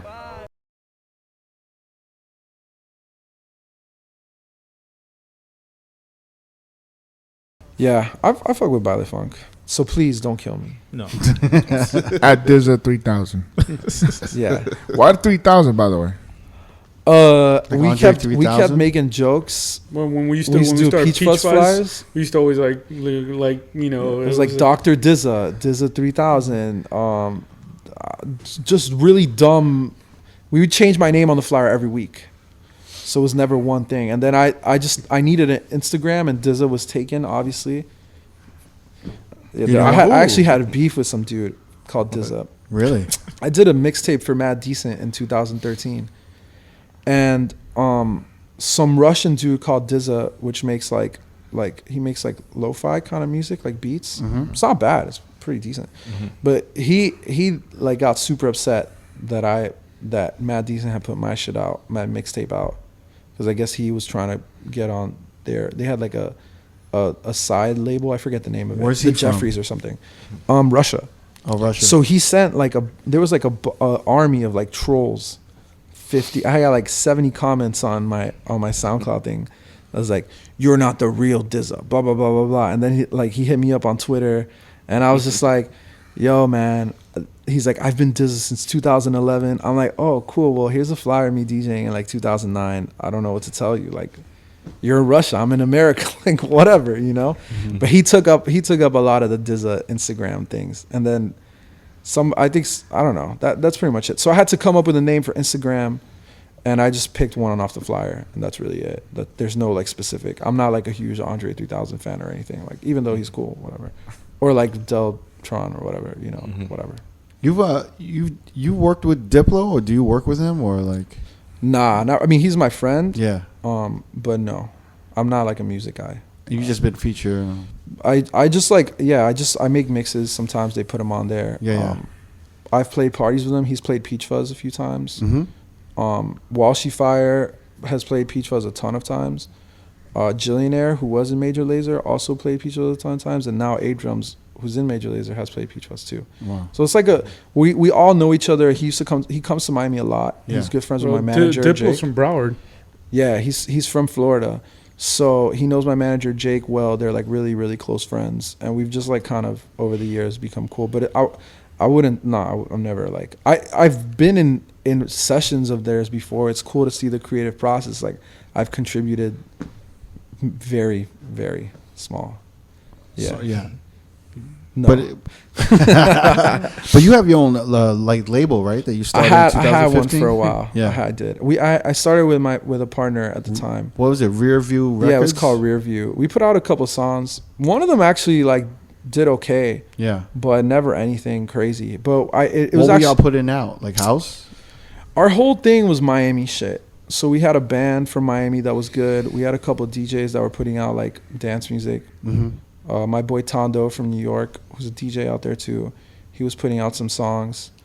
But we were well intentioned, but I like a lot of things in life, it was a learning experience, and I don't think A, you realize how much work some things need, and then B, like I don't think you know, sometimes like just because you're close friends with somebody doesn't mean that y'all will work good in a partnership. And it didn't affect our friendship at all, like whatever. It's just me sometimes, you know, like you start something with your homie and both of you are kind of passive, so like nothing gets shit done, like nothing gets done, you know, shit gets done. That's kind of what it was, you know. We were a little passive. I was making too much money DJing, to be honest. So like it was just like whatever. The brand was a better initiative, I think, for me. Andrew. Yeah. I mean, I rock that shit all the time, and thank you. I don't know if I'm your core demographic. You know what I'm saying? Hey, man. I might actually devalue the brand a little you're bit. old. I feel the same way too, man. You guys are good. You guys are good. You get a pass. What do you got? Oh, thank you for the pass. I appreciate it. And then when you guys are gonna bring Peach Fuzz back? November 22nd. November 22nd. Yeah. We have Wayne, you announced? Yeah, we have it. We have Wayne Wonder. Oh wow! And then the 29th is our 8-year anniversary. In December. 29th of November. Oh, 29th of November. Mm-hmm. That'll be here in Miami? Yeah. Wow. Dope. We have like Walshy Fire and some more special guests. Nice. What day is that? That's a Friday. Yeah, it's a Friday was always like our Thanksgiving weekend. So it's going to be every Friday. Damn, I'll be in New York. Maybe I'll fly out. Come through. Yeah. The Instagram is Peach Fuzz Party. Yes. Yep. So you guys want to check out any parties? Nice. While you guys in Miami. And yeah, I put it up there with a lot of these parties, like Everyday People, 143, Shaba. You know, I would say you guys are definitely the same animal. You know. Thank you. Yeah, for sure. I'm glad you put us. I mean, we've just been doing our thing. You know. Yeah. No stress, no pressure. Just like trying to figure it out. I know how you roll. You know, the most minimal amount of work. It's how hard work, man. Nah, I mean, optimal coolness, minimal work. I understand how it works. I'm not mad at that. Is there anything else we want to touch on or pause? You know what I'm saying? That's it. Nah. Hey, yo, Raul, Dizza, thank you so much for coming on the R.O.A.D podcast, Miami Edition. Thank you for having me. I listen to it all the time. It's you guys. Really? Guys do a good job. I do. I mean, I tend to listen to it more when it's people I know. Yeah. Mm-hmm. But sometimes I listen to people I don't know. I'm like, oh, that's kind of cool. Oh, okay. I appreciate it. Raul, thanks a lot, man. Thank you. Appreciate it. We're going to have another one with you on as well. Yep. And then, Yeah. So catch this video alongside every video we drop every Friday. YouTube.com/R.O.A.D podcast. Comment, like, subscribe, and hit the notification bell to be the first one to see this. And shout to DJ City, man. This is Miami Edition of R.O.A.D podcast. We out. 305. Peace.